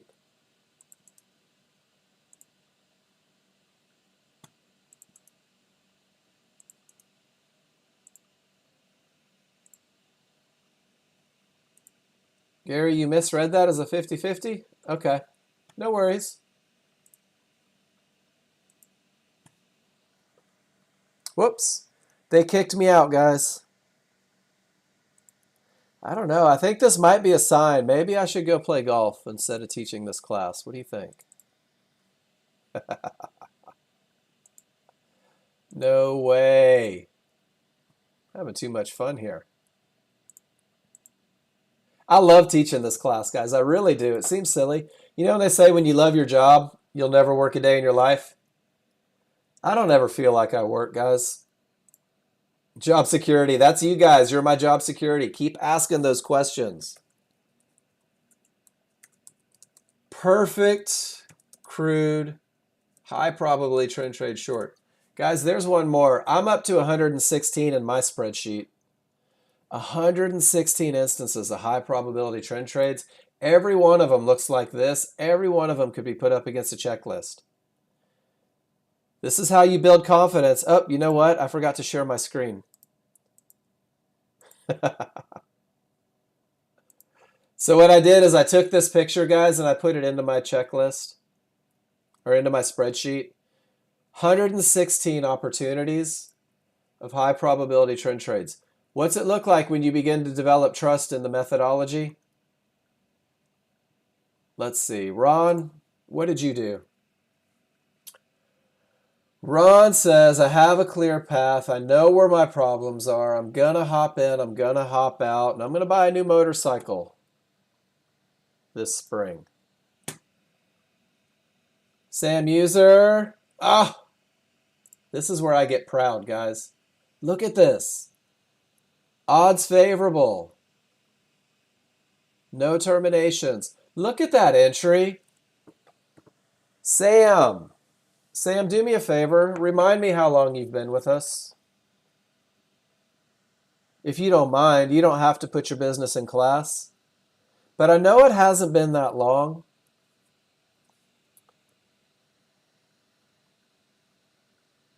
Can I put you on the spot, Sam? Are you comfortable with that? Were you nervous taking this trade? About 5 weeks? Were you anxious? Did you get those sweaty palms? Or did you say, I have every advantage known to man. I'm taking this trade and they're going to pay me. Isn't it amazing? Guys, I can't stress this enough. When you really believe in your rules, when you're really comfortable with what you're looking for, you don't care if a trade wins or loses. And I know that that sounds crazy. You don't care if this stops you out because you know you have so many advantages in place that you would be absolutely crazy not to take that trade. Jonathan, are you going to show me the same? Yeah, you are. We knew where that entry was. Look at that. Beautiful. Hey, Jonathan, when your 13-2 is screaming like a banshee and your smalls are outside of your large, this is going to be your opportunity to make a little extra money when you get comfortable. That's an awesome $100. Could have been an easy $300. Do you see it? Guys, entries are your first step, right? Understanding how to get into the market at the absolute best step. Jonathan, you nailed your entry. Management's going to take you 30 to 60 days. For every great entry picture, guys, there's a great management picture.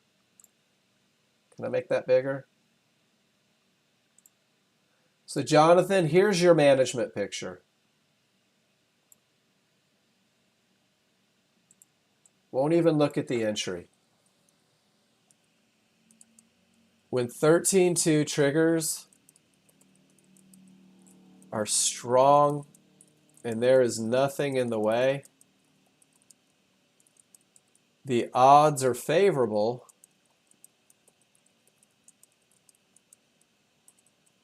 for the market to reach the next fib.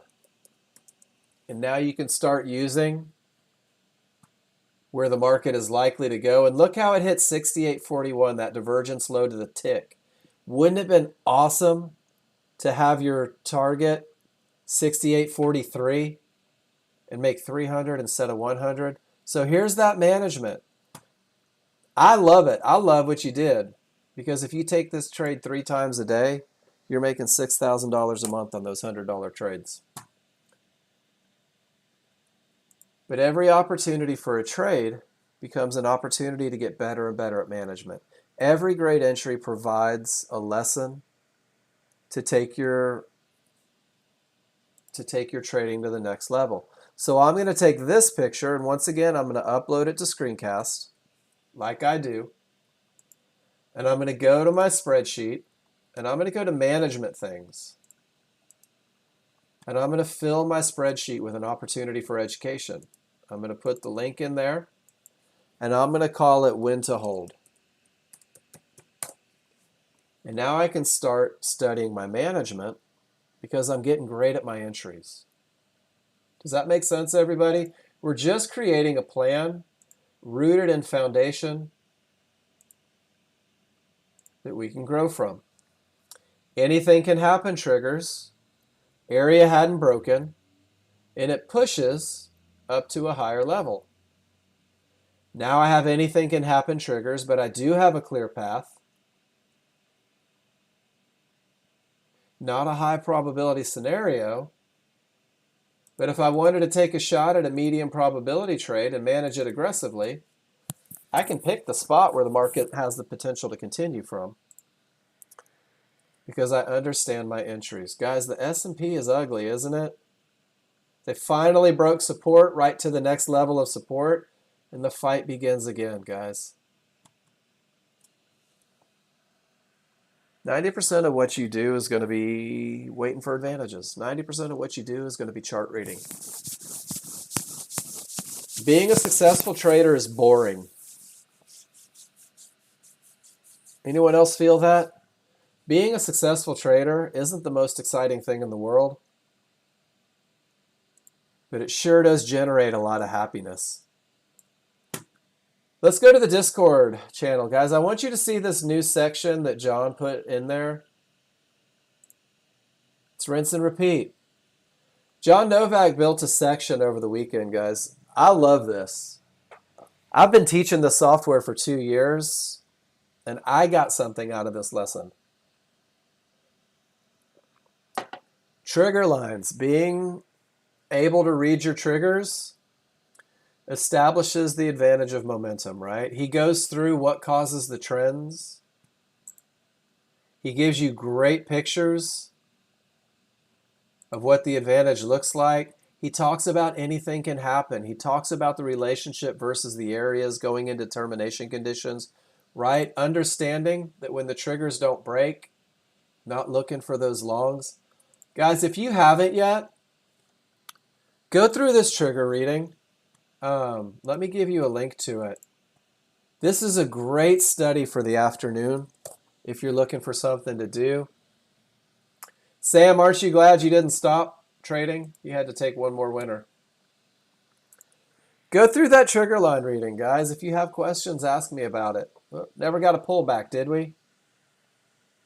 And now we're at support. Support may reverse the market based on my trigger line location.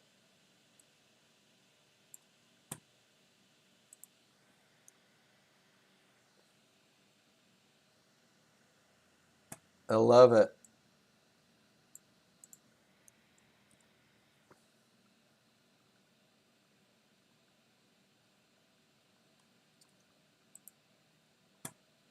That's been a rocky ride today, hasn't it? What do you think?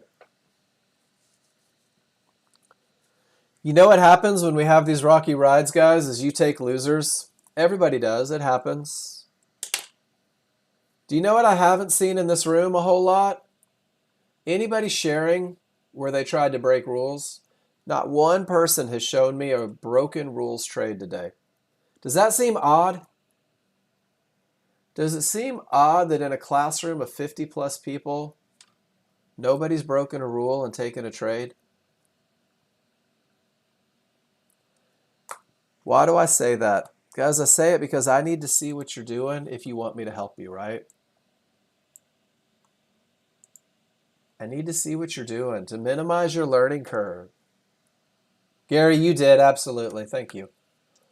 Post pictures of your trades in class, guys. Every trade, win, lose, or draw. If you win and the rules are wrong, you may have a short-term victory, but long-term failure. How will you know the difference? Guys, if you know the difference on day one, you don't need me. I go live in a van down by the river. So post them in the room. Let's talk about it. To be sure, you need that feedback. We're here to help. Place your trades on simulator. Participate in class, guys. There's no risk or loss of capital. You need someone to tell you what you did right or wrong, guys. That's part of the educational magic that we offer. I love that John calls it magic. 15 hours every week. Every time you post a chart in this room, you just got a one-on-one private session with me. There's a lot of onlookers, but it's 100% for you. It's 100% about what you did. It's 100% about what you can do better, what you did well. Guys, I'm not shy to celebrate victories. If you absolutely destroy the rules, I'm going to look for the good thing in there, right? I'm going to look for the good thing. Because in every opportunity, there's something that we did right. Let's keep doing that part right and fix the parts that aren't right.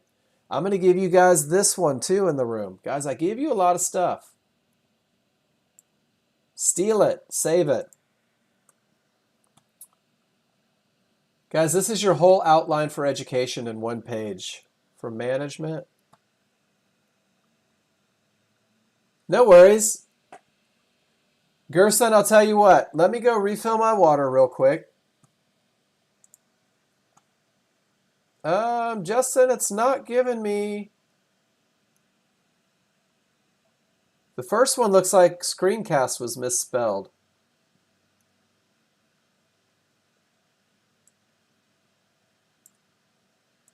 Let me copy the link that you gave me. And then Gerson, when I come back from a little bit, are you typing it in, Justin? So much easier. Just copy. And then if you're on the pop-out, Control V will paste, so you don't have to type it. Oh, on two different computers. I got you. We'll give one to Christina. Her and her husband are sharing. Yeah, two different computers. I can't do that one. So, and Discord isn't working on the other one. Gotcha. Guys, I'm going to take just a minute. I'm going to go reload my water. When I come back, Gerson, we're going to do a full capture software tutorial because I don't think there's anything more important than you guys being able to post. Gerson, when you got your indicators, TechSmith Capture was loaded on your computer. So if you want to search TechSmith or Capture, it's going to bring it up for you. And it's going to look just like this. You're going to have this little icon down here. There's your capture. If you want to find that during the break, we'll come back and we'll do a tutorial on how to take a picture, how to annotate a chart, how to get that chart into the room, everything. Because I think that that's probably one of the most important lessons anyone can get. So guys, I'm going to take just a minute. Reload my water, maybe eat a granola bar so I don't pass out in the last hour. Post your pictures, post your questions. Justin, we'll start with yours. Yours will be the first one that we look at. And I'll be back in just a couple minutes. And we will wrap up this last hour, guys. Make it your hour. Be stingy. Say, this is what I want to know. Mark, teach it to me. And I will do my best. I'll be back in a minute, guys.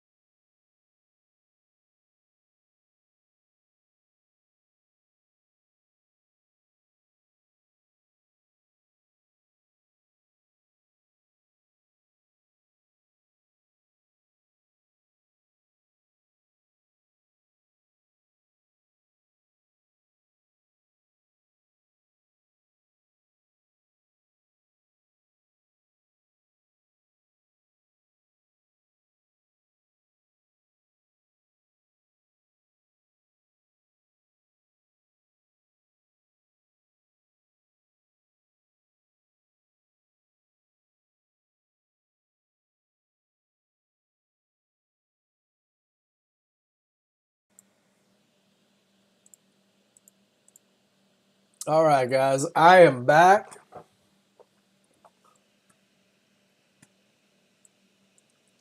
Let's take a look. Gerson, were you able to find your capture software?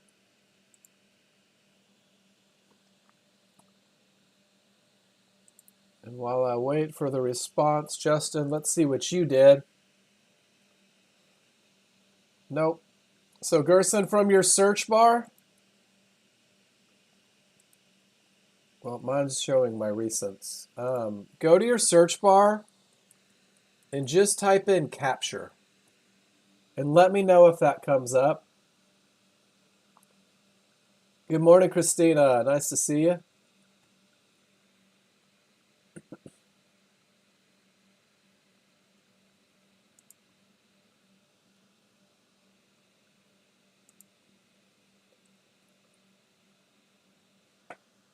All right, Justin.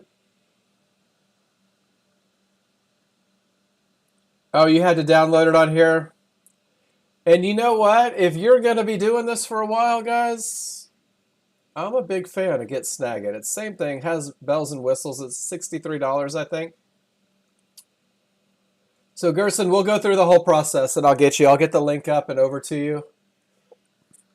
Justin, 50-50 on the one-to-ones, right? You with me on that? Smalls are through, large are not. Odds favorable, momentum. This area has the potential to break, but it hasn't broken yet. So, Justin, what we run into on your entry,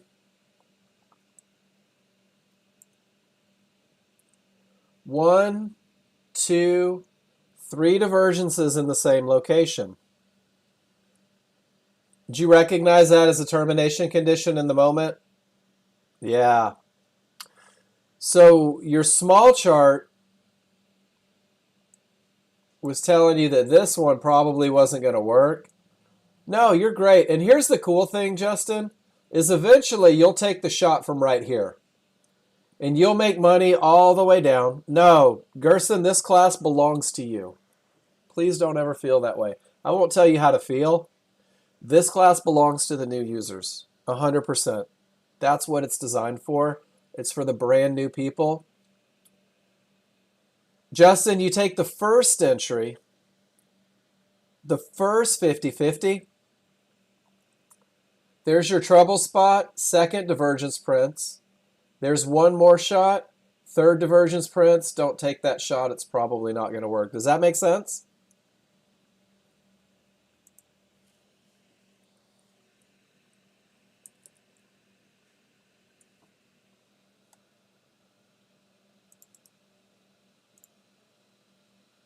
Absolutely, I will. Gerson, do me a favor. Here's TechSmith Capture. There's your free download. Click on that. Oh, you're very welcome. If you click on that free download, Windows, it literally takes it about 8 seconds to set up. Open up your setup exe.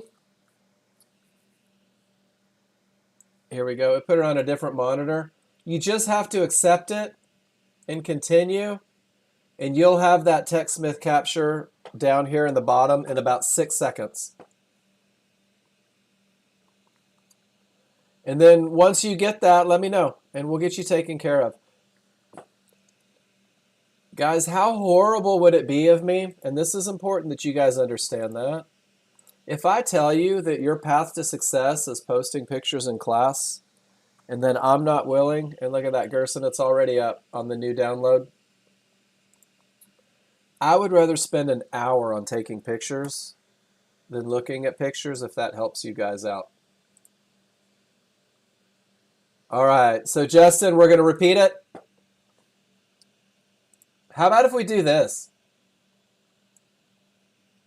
Let me take a picture of your picture, and let's do some cool annotations.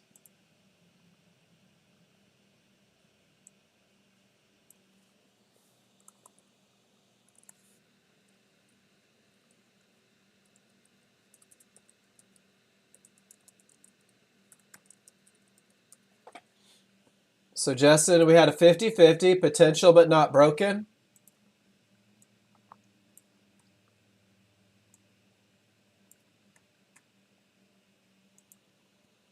Exactly. The smalls have broken, but the large have not on the one-to-ones. Absolutely.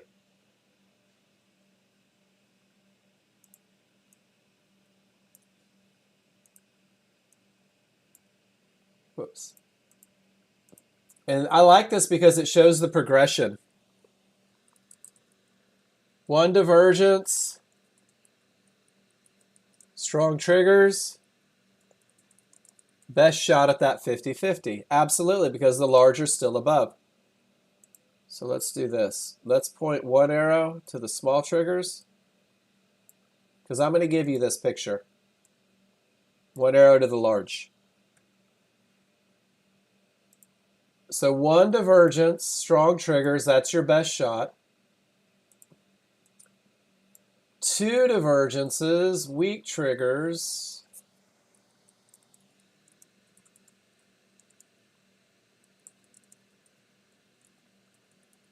Getting iffy.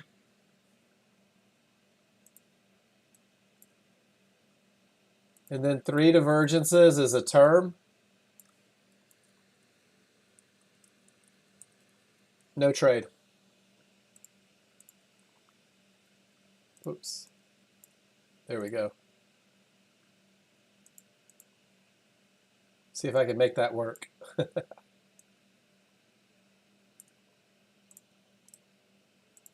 So put this one in your spreadsheet because this is a great one, right? Because this happens a lot. Like this is a pattern that's going to happen a lot for you. So why not grab a picture of it? And the cool thing is if you go back and look at some of your older trades, how many of them were 50-50s? How many of them had those divergences? And I like to show this picture and share this picture as well. The further from perfect your entry gets on the 5-1, the less chance that 50-50 has to work. So guys, this is a great lesson, not just for Justin, right? But for everybody, as you start working into those medium probability trades, here's a way to keep those advantages on your side as you begin to work into those 50-50 trades. Did you? Another reason I love this class. Guys, everybody sees things different. Big picture says down, right? Might break, might not break. Divergences help us stay safe a little bit on that one. Gerson, did you get your capture software?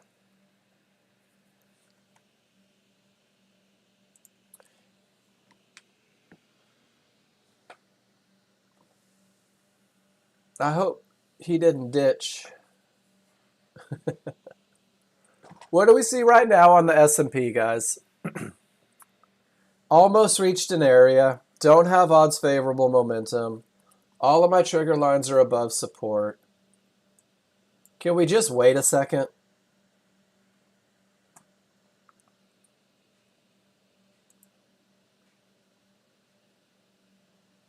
Did we get it? Is there anyone else that needs a little help with capture?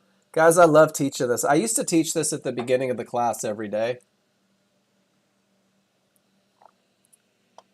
But the last hour belongs to you guys for sure. So this is awesome. No worries. Let me know when you get it.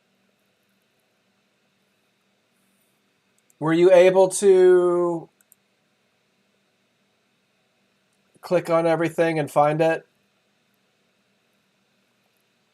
I bet I know what Christina did.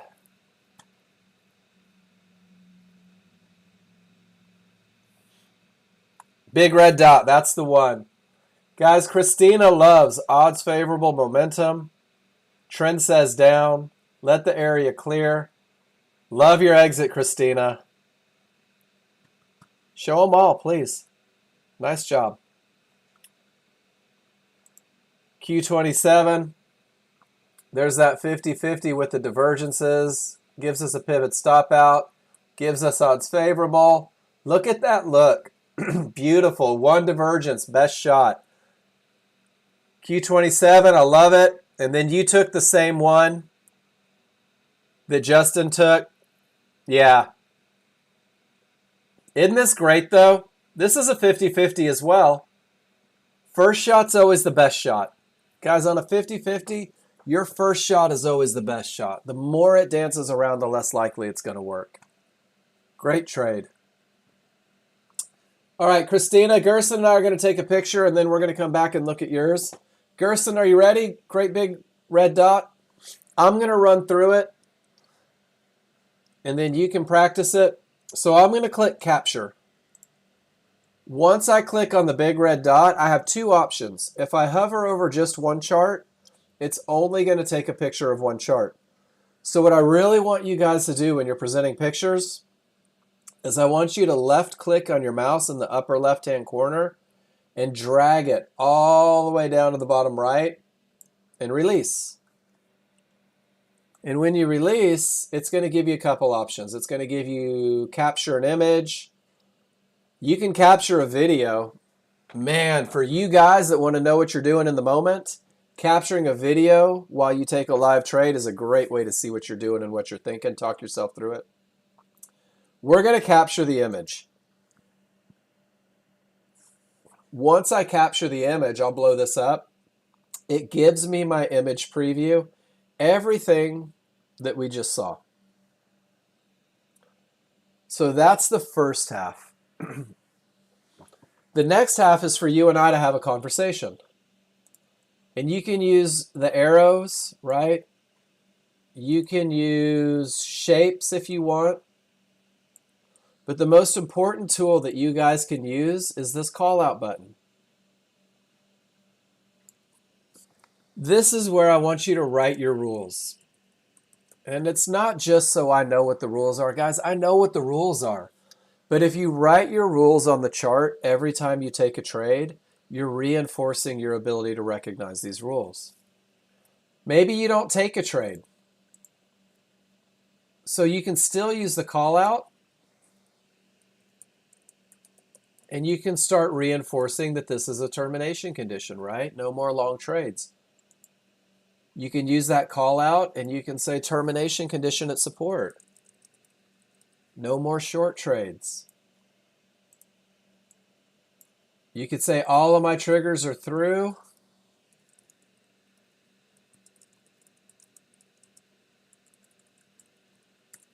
Resistance is broken and acting as support. So you can use your typing to kind of reinforce things. Over here, you could do the arrow. It's not odds favorable momentum.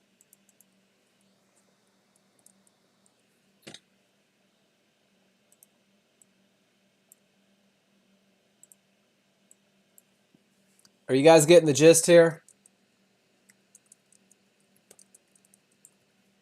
The more you write on a chart, guys, the more you write on a chart, the more you're reinforcing your rules.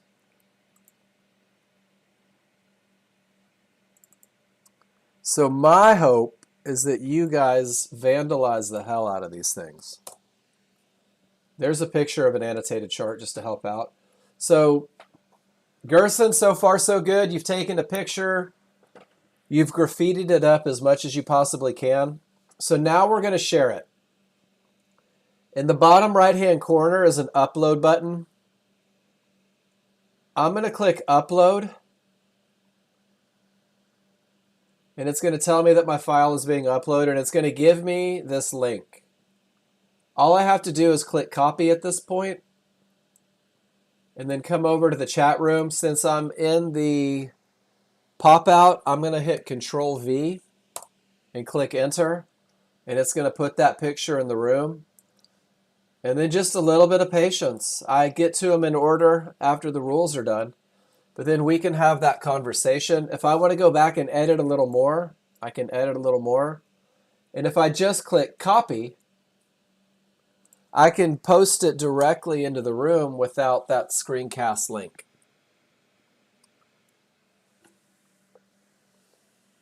So if you want, take a trade, practice, or just take a picture. It doesn't even have to be of your charts. Let me know that you can post in the room. And if you can't, Let's get you taken care of.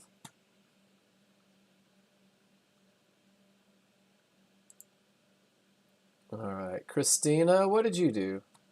Oh, no worries. Gerson, look down here in your toolbar, that yellow, it's got 3 triangles on it.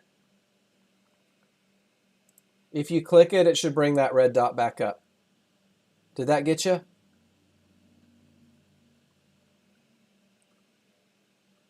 There you go. Click it. You don't even have to do the whole screen. Just practice a small one. Take the picture and just practice hitting upload and getting it into the room. All right, Christina, everything says down. You're in late for sure, right? Oh, nope, there it is. There's your exit when everything clears. Nice job. Beautiful exit. Beginning to lose momentum. Well, if it's a momentum style trade, isn't divergence a loss of momentum? Maybe a reversal bar takes you out when you're this deep into it and everything still says go.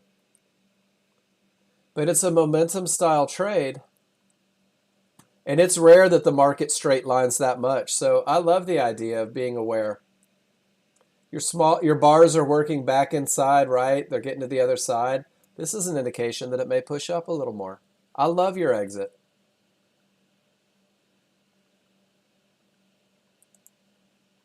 And then one more time. In at 67.83.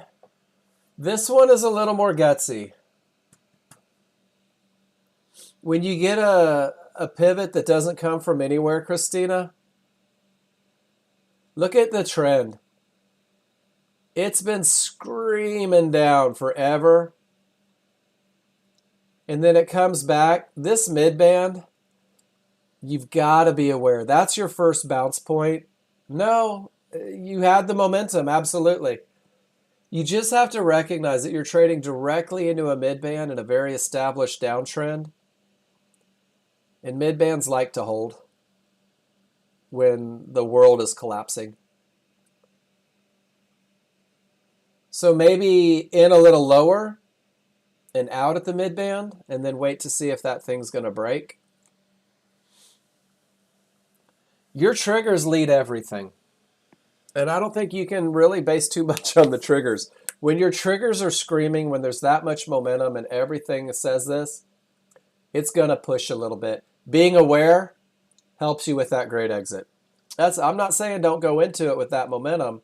I'm just saying be aware. A little extra nugget of knowledge for you.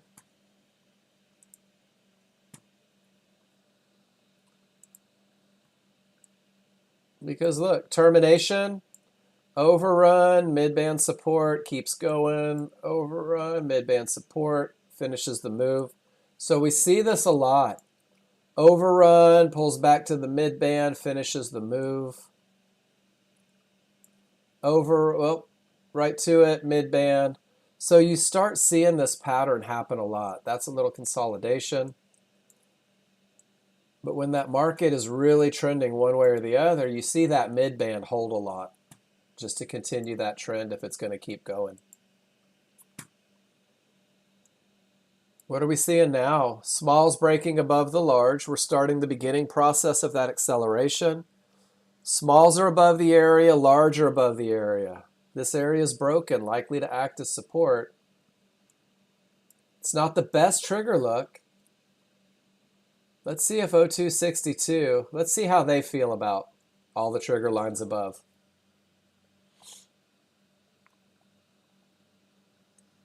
What do you think, guys? Outside the window opportunity is pretty tight. If you're in at 0275, your stop's at 0175. You're risking a tick.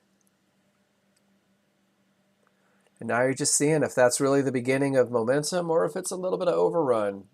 You forfeited the advantage of momentum.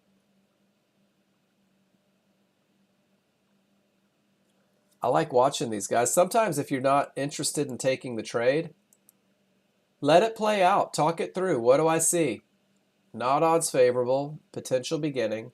loss of momentum, triggers inside. This is probably overrun.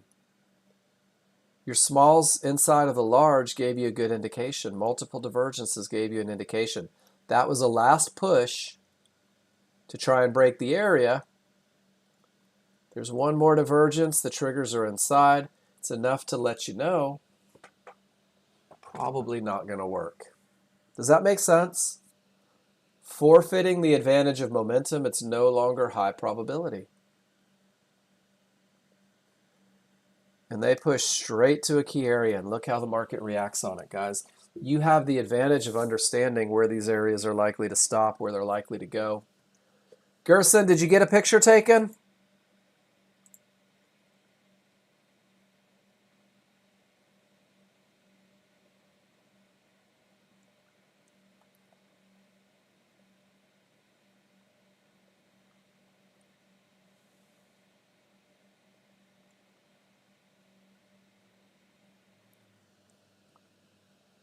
No worries. So to post it, let's try the easiest way first.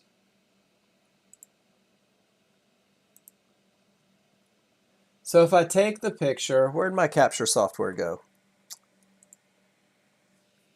Uh-oh. Try this again.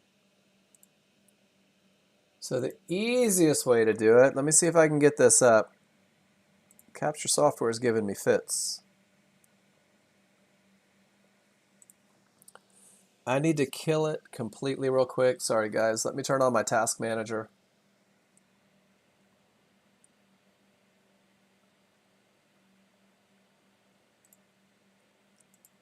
I'm going to kill it completely and then bring it back up. That's okay. We are going to coerce it into posting. We will not let capture software be the boss of us today. All right, so here's my capture. I'll just take a picture of my 5-1 chart, click my camera. So you got the picture. I like it. So I just want you to do this one, Gerson. This is the easiest way to do it. Click copy right here. And what it does is it's going to put that picture onto your clipboard. And then I want you to come over to the room and let me pull up the room. Let me see if I can pull up the room over here. Oh, I'm popped out in another window. It's not going to let me do that. Okay.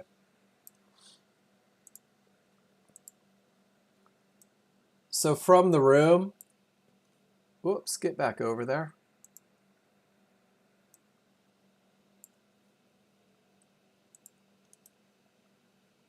You can right click and hit paste, but since I'm in a pop out, I have to hit Control V and it's going to give me a little look. And then when I click enter, it's going to jump up into the room there.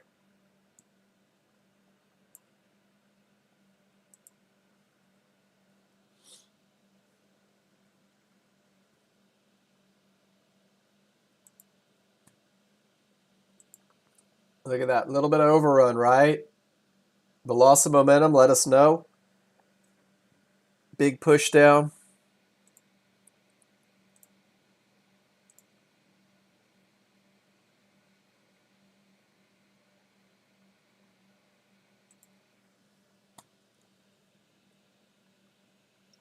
$50.50 pulls right back to an area of resistance. Oh, does crude and the ES look almost exactly the same? Look at that, guys. There's crude. Right into a divergence low. No triggers are through. There's the ES. Right into a divergence low. Small triggers haven't quite broken.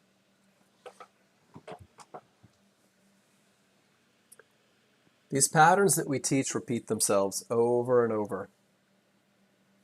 Over and over we see these patterns repeat. Over and over.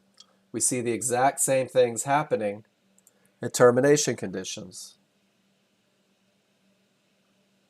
So all we're doing is determining advantages. We're taking a look at what we see. We're deciding if we have the advantage of momentum. Can we go back to that trusty picture?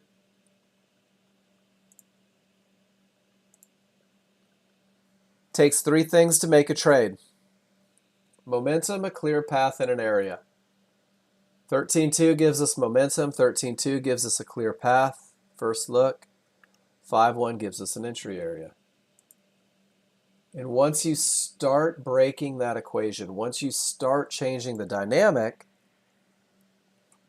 you change the dynamic of your odds of success.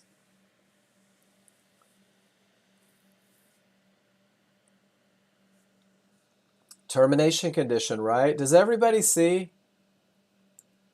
My triggers didn't break. Give me a Y in the room if you see this. I feel like I'm losing you guys here. Is it lunchtime where you're at?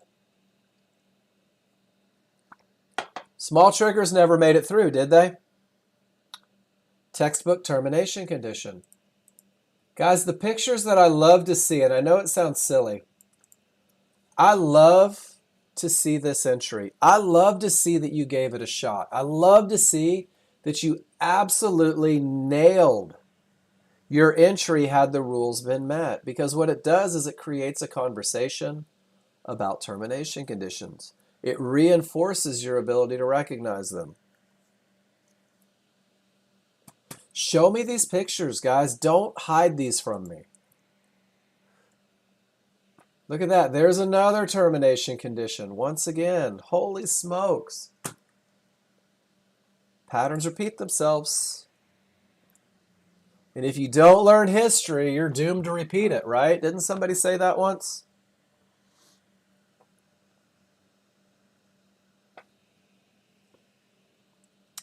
What do you guys want to talk about? Thinking of the gym? Gary, I like that.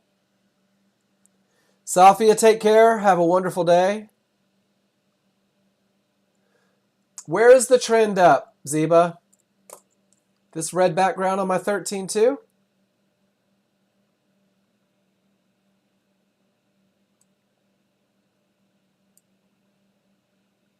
Over here?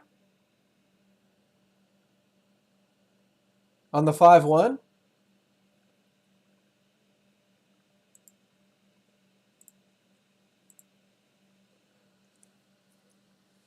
Oh, on the 13.2, it's very red, isn't it?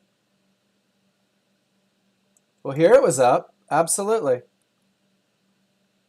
And here it was down, and here it was up. And there it was down. The whole idea, Zeba, don't fight the trend. There's no reason to. It doesn't mean that there's a trade, right? It doesn't mean that the rules were met. It's just one more safeguard for you. So Zeba, think of it this way. If the background is red, you should only be looking for rules to be met for high probability trend trade short. If the background is green, you should only be looking for high probability trend trades long. So don't go back and see if maybe you should long. See if your rules were met.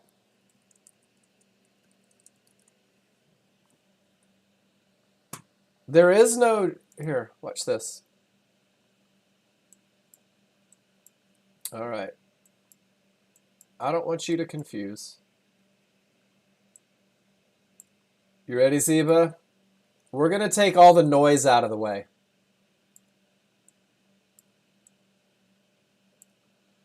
Right here, I should only be looking for rules met for a short. I can't see triggers. I can't see areas. I can't see momentum. I can't see anything, but I know that when my background is red, the only direction I'm looking for my rules to be met is short. When it's green, I'm looking for longs. When it's red, I'm shorts. And if you commit to this, all you're doing at this point, okay.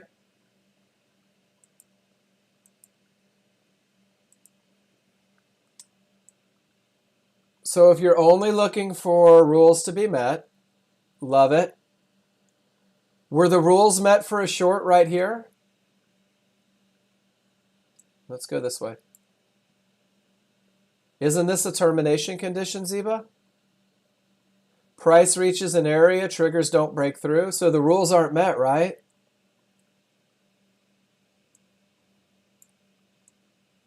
Not for short. Oh, so what you're thinking is if you can't go short, are you supposed to go long? Is that, did I just click? Not the case, Zeba. Just because there's not a short doesn't mean that there's a long. It means that you don't have the advantages. Ah, we got through this. I like it. Yeah, probably. Zeba, rules aren't meant for a short, but even though this goes green, isn't everything still red here? Isn't momentum still down here? There's no long trade to be had, right? Because the 13.2 doesn't tell me it's okay. So we wait until everything agrees. We wait until both charts agree 100%, till I have the momentum. Does that make sense? And I think that's pretty common, and I see a lot of people that say, well, I can't go short into a termination condition, so maybe I should go long. And if you just arbitrarily go long because you can't go short, well, you get run over. And if you go short because you can't go long, well, you get run over. So we're only using that overall trend to determine when or what direction we should be looking for the rules to be met. But we're going to use those rules 100%. And the reality is that sometimes that's okay. If you don't get trade opportunities as much, Zeba, it means that you're actually waiting for the advantages. You want to know how many trades I took when I first started trading? My typical day, whoops, I missed a 3. My typical day was 30 to 40 trades when I was brand new. Because I didn't understand my rules yet, because I was thinking if I can't go short, I have to go long, because my trigger lines were maybe, so I was getting in, and I was a little confused on what the best of the best was, and I literally was blowing myself out with commissions. And then I started to tone back a little bit, and I started doing about 15 to 25. Market replay a different day. Zeba, market replay a different market. But it's not cheating, because all you're doing, even if you know what's going to happen, Zeba, if I know that this is going to be a loser, doesn't it just reinforce why I shouldn't take this trade if I don't take it on market replay? Doesn't it just reinforce that it's a termination condition? It's okay.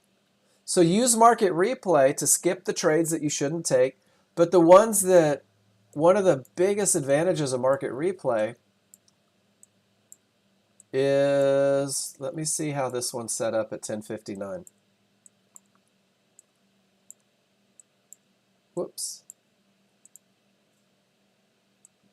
This is what I love about market replay, is maybe I skipped a trade during the day.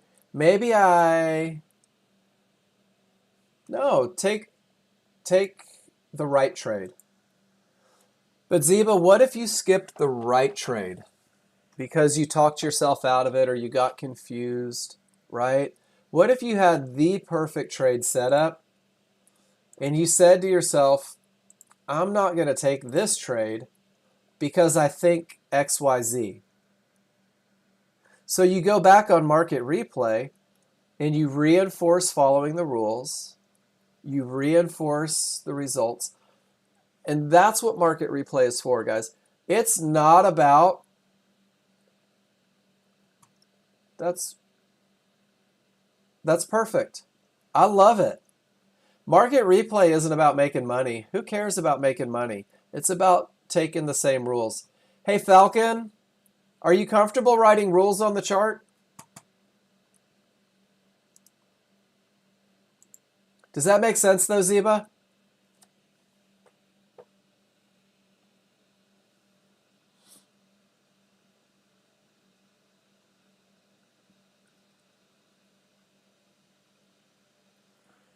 Awesome. So Falcon,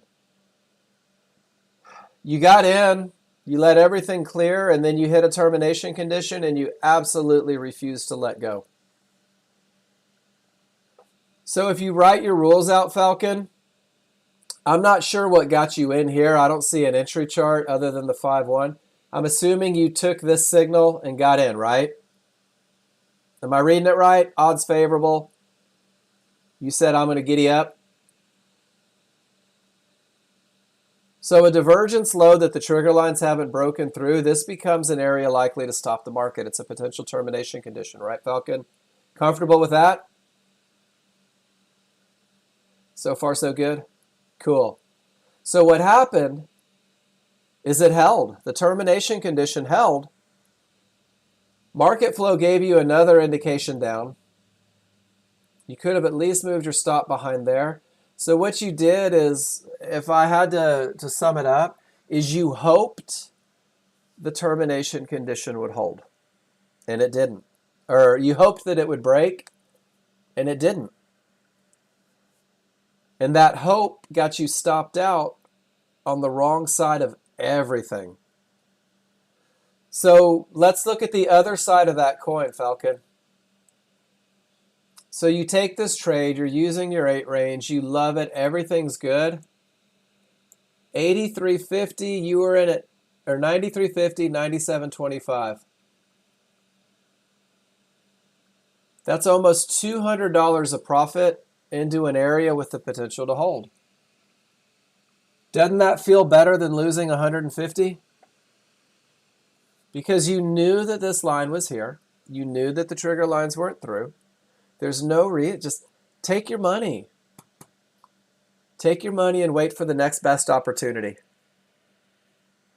Does that help a little bit?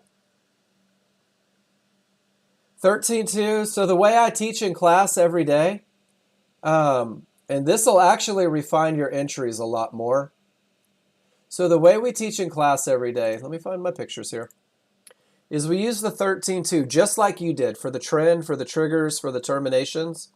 And then I use the 5.1 as a refinement chart. And I'll use that 5.1 to buy or sell a pullback at an area inside of favorable large triggers. That's rule number 3.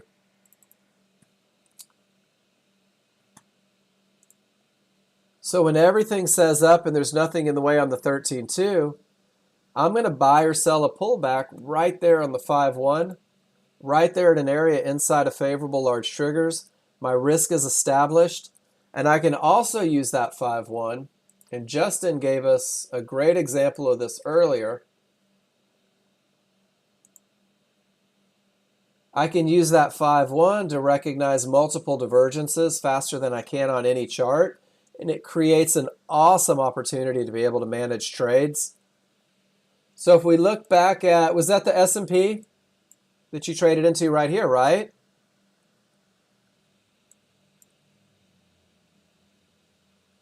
When the market traded into that potential termination condition, we were already showing losses of momentum. The small triggers didn't go through. If nothing else, your great entry, Falcon, when you get down to this key area, tighten up your stops. It either breaks or it doesn't.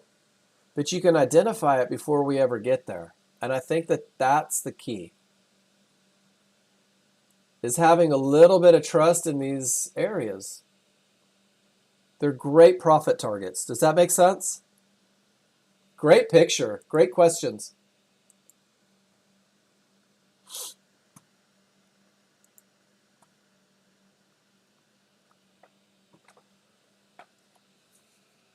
Justin, termination condition.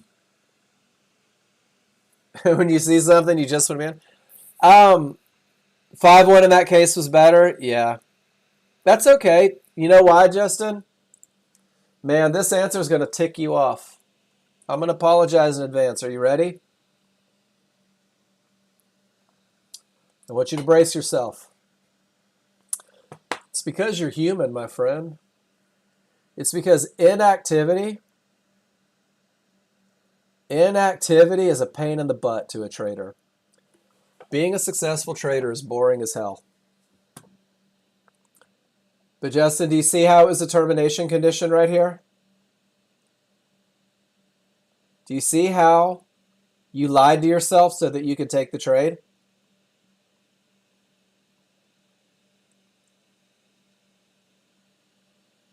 And that's an important part, guys. The checklist doesn't work if you lie to yourself. Area for entry inside of favorable large triggers, well, that should have been a yes.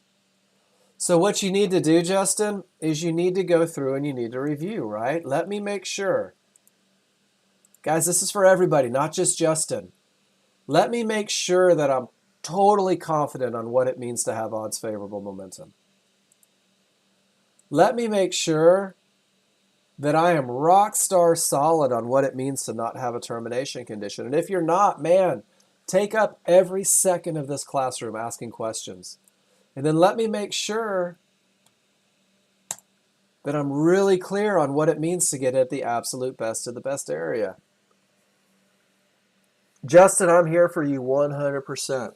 So everything you do, post. But go back and scroll through and kind of look at these things again. Black and White Tiger price action video. I'm not going to lie, I don't know what video that is. Price action video. Is there a specific topic you're looking for? Because I think price action is really nothing more than the action of the price, right? Going up and down. Price action on a 13.2 looks different than it does on a 5.1. If we can specify just a little bit.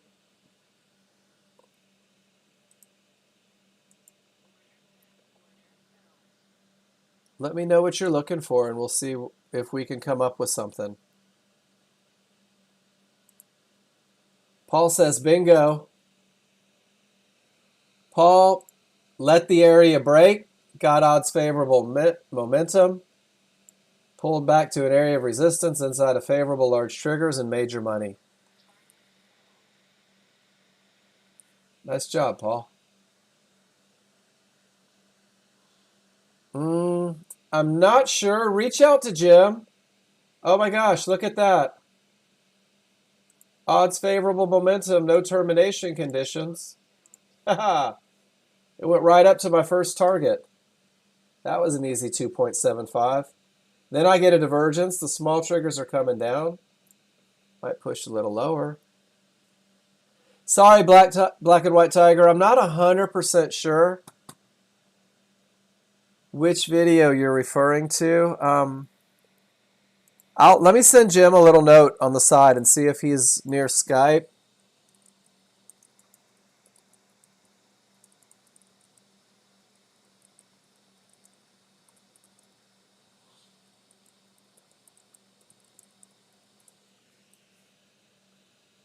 I just reached out to him, Black and White Tiger. You hang out in class and we'll get you taken care of. 50-50, divergence prints. We know we're losing the advantage on a medium probability. Everything says up. Man, Paul, you took the best shot at a 50-50 you could take. They just all can't work, right? Why? First one of the day? They can't all work, guys. That's just not how trading works. Doesn't do any good to get mad. I love this one. Josh, check it out. Good momentum. Everything says up. Great entry. Quick profits. Let's get in. Let's make some money. Let's get out. It was pretty close to a 50-50, but the biggest thing, Josh, guys, look what the S&P's been doing for the last hour. They're trying to push up, pivot, stop out. They're trying to push up, pivot, stop out, held again. They're trying to push up. They just pushed to the bottom of the window. Divergence triggers down. They push to the bottom of the window. Once the triggers rolled, you could have taken a re-entry around 97. And they're aiming for 39.02, aren't they?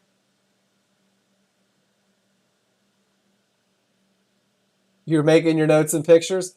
Guys, check this out. This is pretty awesome. Let's say I get into this trend trade. All the rules were met, right?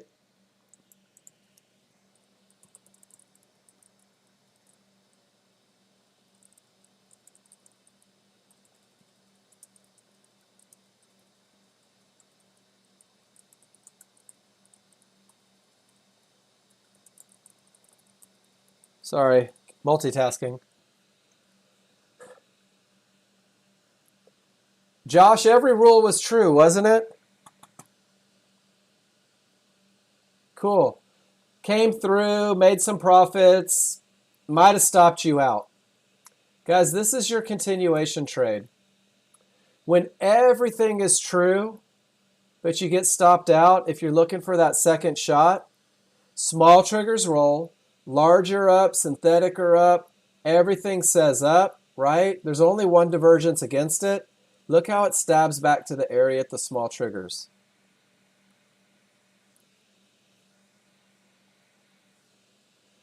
This is a potential continuation of a high probability trend trade that just pushed down a little lower.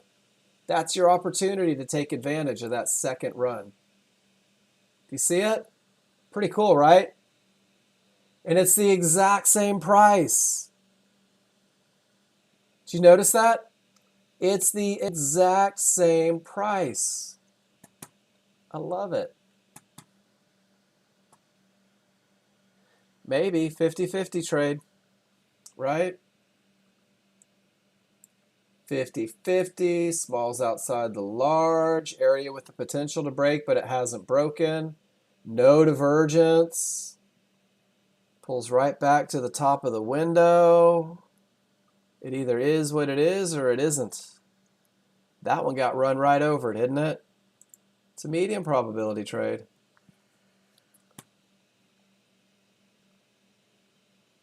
Claire, mid-band held. First target hit, second. Oh, look at this. Guys, how amazing is this? Claire always has my back. Claire, I promise you're getting a Christmas card from me this year. Claire says, hey, look, Mark just talked about a continuation entry. Let me show you guys how it's done. Beautiful, Claire. Look at that entry, the exact same price. Caught the rest of the move. I swear we did not rehearse that, guys. Patterns repeat themselves so much that we can take advantage of it. Not odds favorable. 3 divergences said, don't do it. Claire, I like it. A little aggressive. But I see what you did there. 50-50 on a pivot stop out. 3 divergences says it's likely to hold. You say, let me get north of the trouble spots, and I'll go ahead and make some money on the way up. Beautiful trade. Not a high probability trend trade, guys. You didn't take the short, Zeba? Or didn't take the long? Because there wasn't a long for you to take, was there?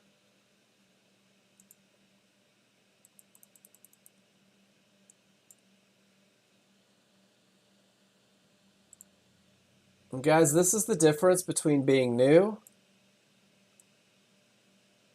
and being able to read indicators. So Zeba, this is what her 13.2 looked like when she went long.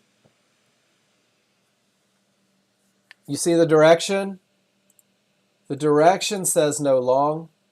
The triggers say no long. No termination conditions say no long. Zeba, you didn't miss anything. If you didn't take the long, I'm actually very proud of you right now for not fighting the overall trend and momentum. But what Claire has done, and I'm going to go through her thought process here. Claire, please correct me if I'm wrong.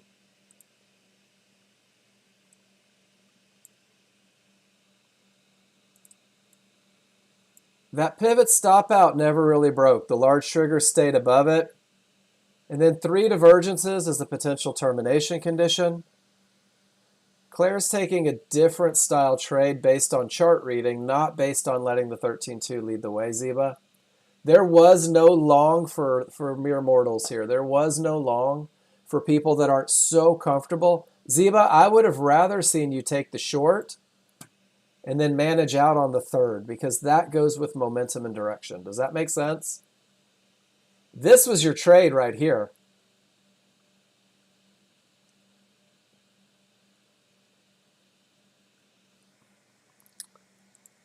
Falcon, great question. There was no divergence on the 13.2. What does divergence mean? Divergence means a loss of momentum, right? So your 13.2 is not even showing a loss of momentum. No termination condition, right? Didn't reach an area. The triggers are down. The momentum is down. The direction is down. The path is clear all the way to that fib. Why on earth would you want to go long?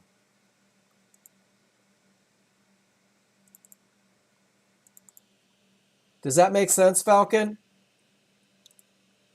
Momentum says down, direction says down, area says down, even all the small chart says down. Everything on God's green earth says down. Claire's ability to recognize patterns through repetition gives her an opportunity for a long that, unless you're this good, you're going to get run over more times than you don't. Does that make sense? And I like to reference John Novak's best-selling book when people ask me questions like that. And guys, you're always welcome to take the long. That's up to you. I teach advantages. I teach clear paths. I teach foundation. Fighting triggers, trading into termination conditions are the two biggest financial killers for new users.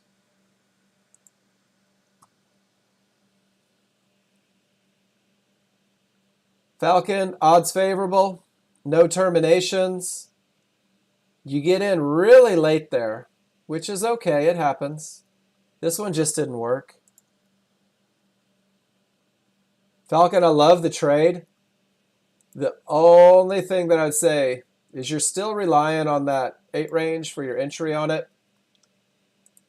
That was your entry point. I know that the 8 range probably gave a signal right there. The only challenge that I can see with this trade is we're at the tail end of momentum, not odds favorable, right? Smalls are returning. And then we've got a loss of momentum with the smalls returning right at a 1-to-1. That's okay, Claire. I think it's great because it lets people know where they're headed. New users can't read the information fast enough to do that typically. Ziba, have you gone through John Novak's stuff on how to keep it up and running?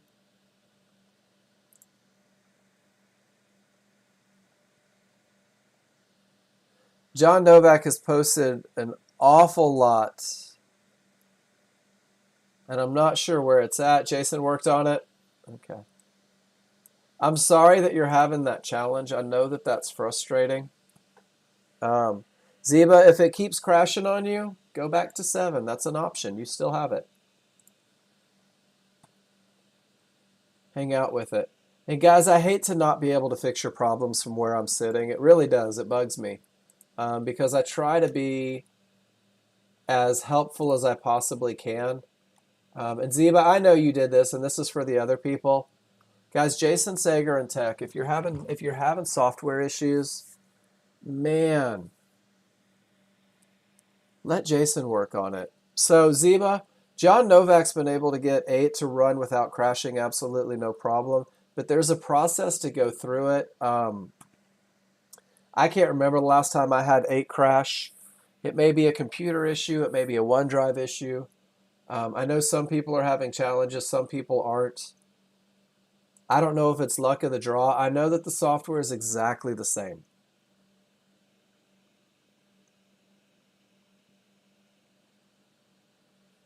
You need what he calls a supercomputer.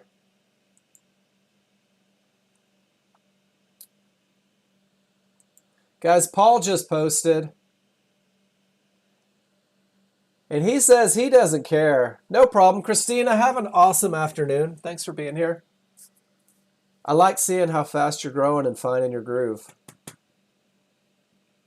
Paul says Price reaches support, doesn't have momentum, trigger lines aren't through. And the cool thing is, Paul, is there's really not a trade there either. So great job. Sometimes just typing it out, right?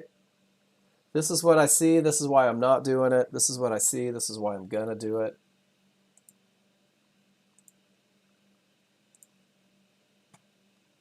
Price reaches support. Trigger lines don't break through. Yours is an I5. Guys, I don't even know what that means. I'm not going to lie. I'm the most tech unsavvy person in the world.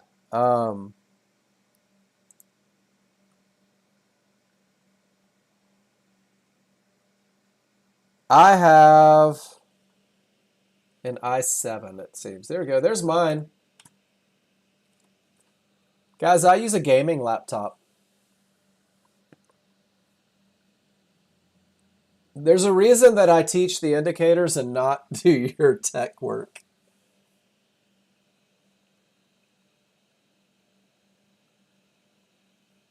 Yeah. So I've got an i7. I upgraded to 34 gigs or 36 gigs of RAM.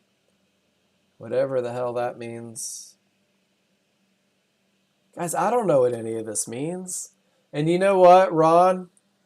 I'm the same way. Guys, you don't have to be a mechanic to drive a car, right? You don't have to be a programmer to recognize and read the advantages of the software. Keep it simple, keep it focused, understand the best of the best, and then grow from that point.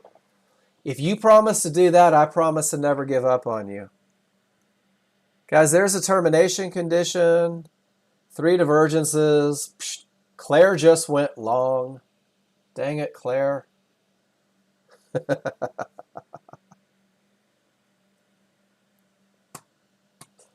Wouldn't that be aggressive? That would be crazy aggressive, wouldn't it? Or would it be so calculated based on a chart read that it almost makes sense? That's up to you. The better you get at reading indicators, I wouldn't take it, but that's just me. I'm kind of a chicken. Just playing with you, Claire. Guys, it's been a great day. I do have Windows 11 on mine. It's been an awesome day. I appreciate you guys posting. I appreciate you guys asking questions. I can't tell you how thankful I am that you have the courage to put yourselves out there. Guys, I'm going to be back tomorrow morning at 9 a.m. and we're going to do this again. You're very welcome. Sam, great work today, man. Had a blast looking at your charts. Appreciate y'all a lot. New users, Black and White Tiger, Gerson. Remember, this is your classroom. Don't be shy if you need me. Zeba, I'm going to light a candle or something for you. Hey, Tyree, you're welcome. Falcon, you're welcome. Thanks for posting. It's nice to see you posted in here. Mohammed, great. Good to see you. Sage the Machine, something. And then John Novak's going to help you guys a little bit. Guys, I'll see you in the morning. Thank you so much for being here. Take care, everybody.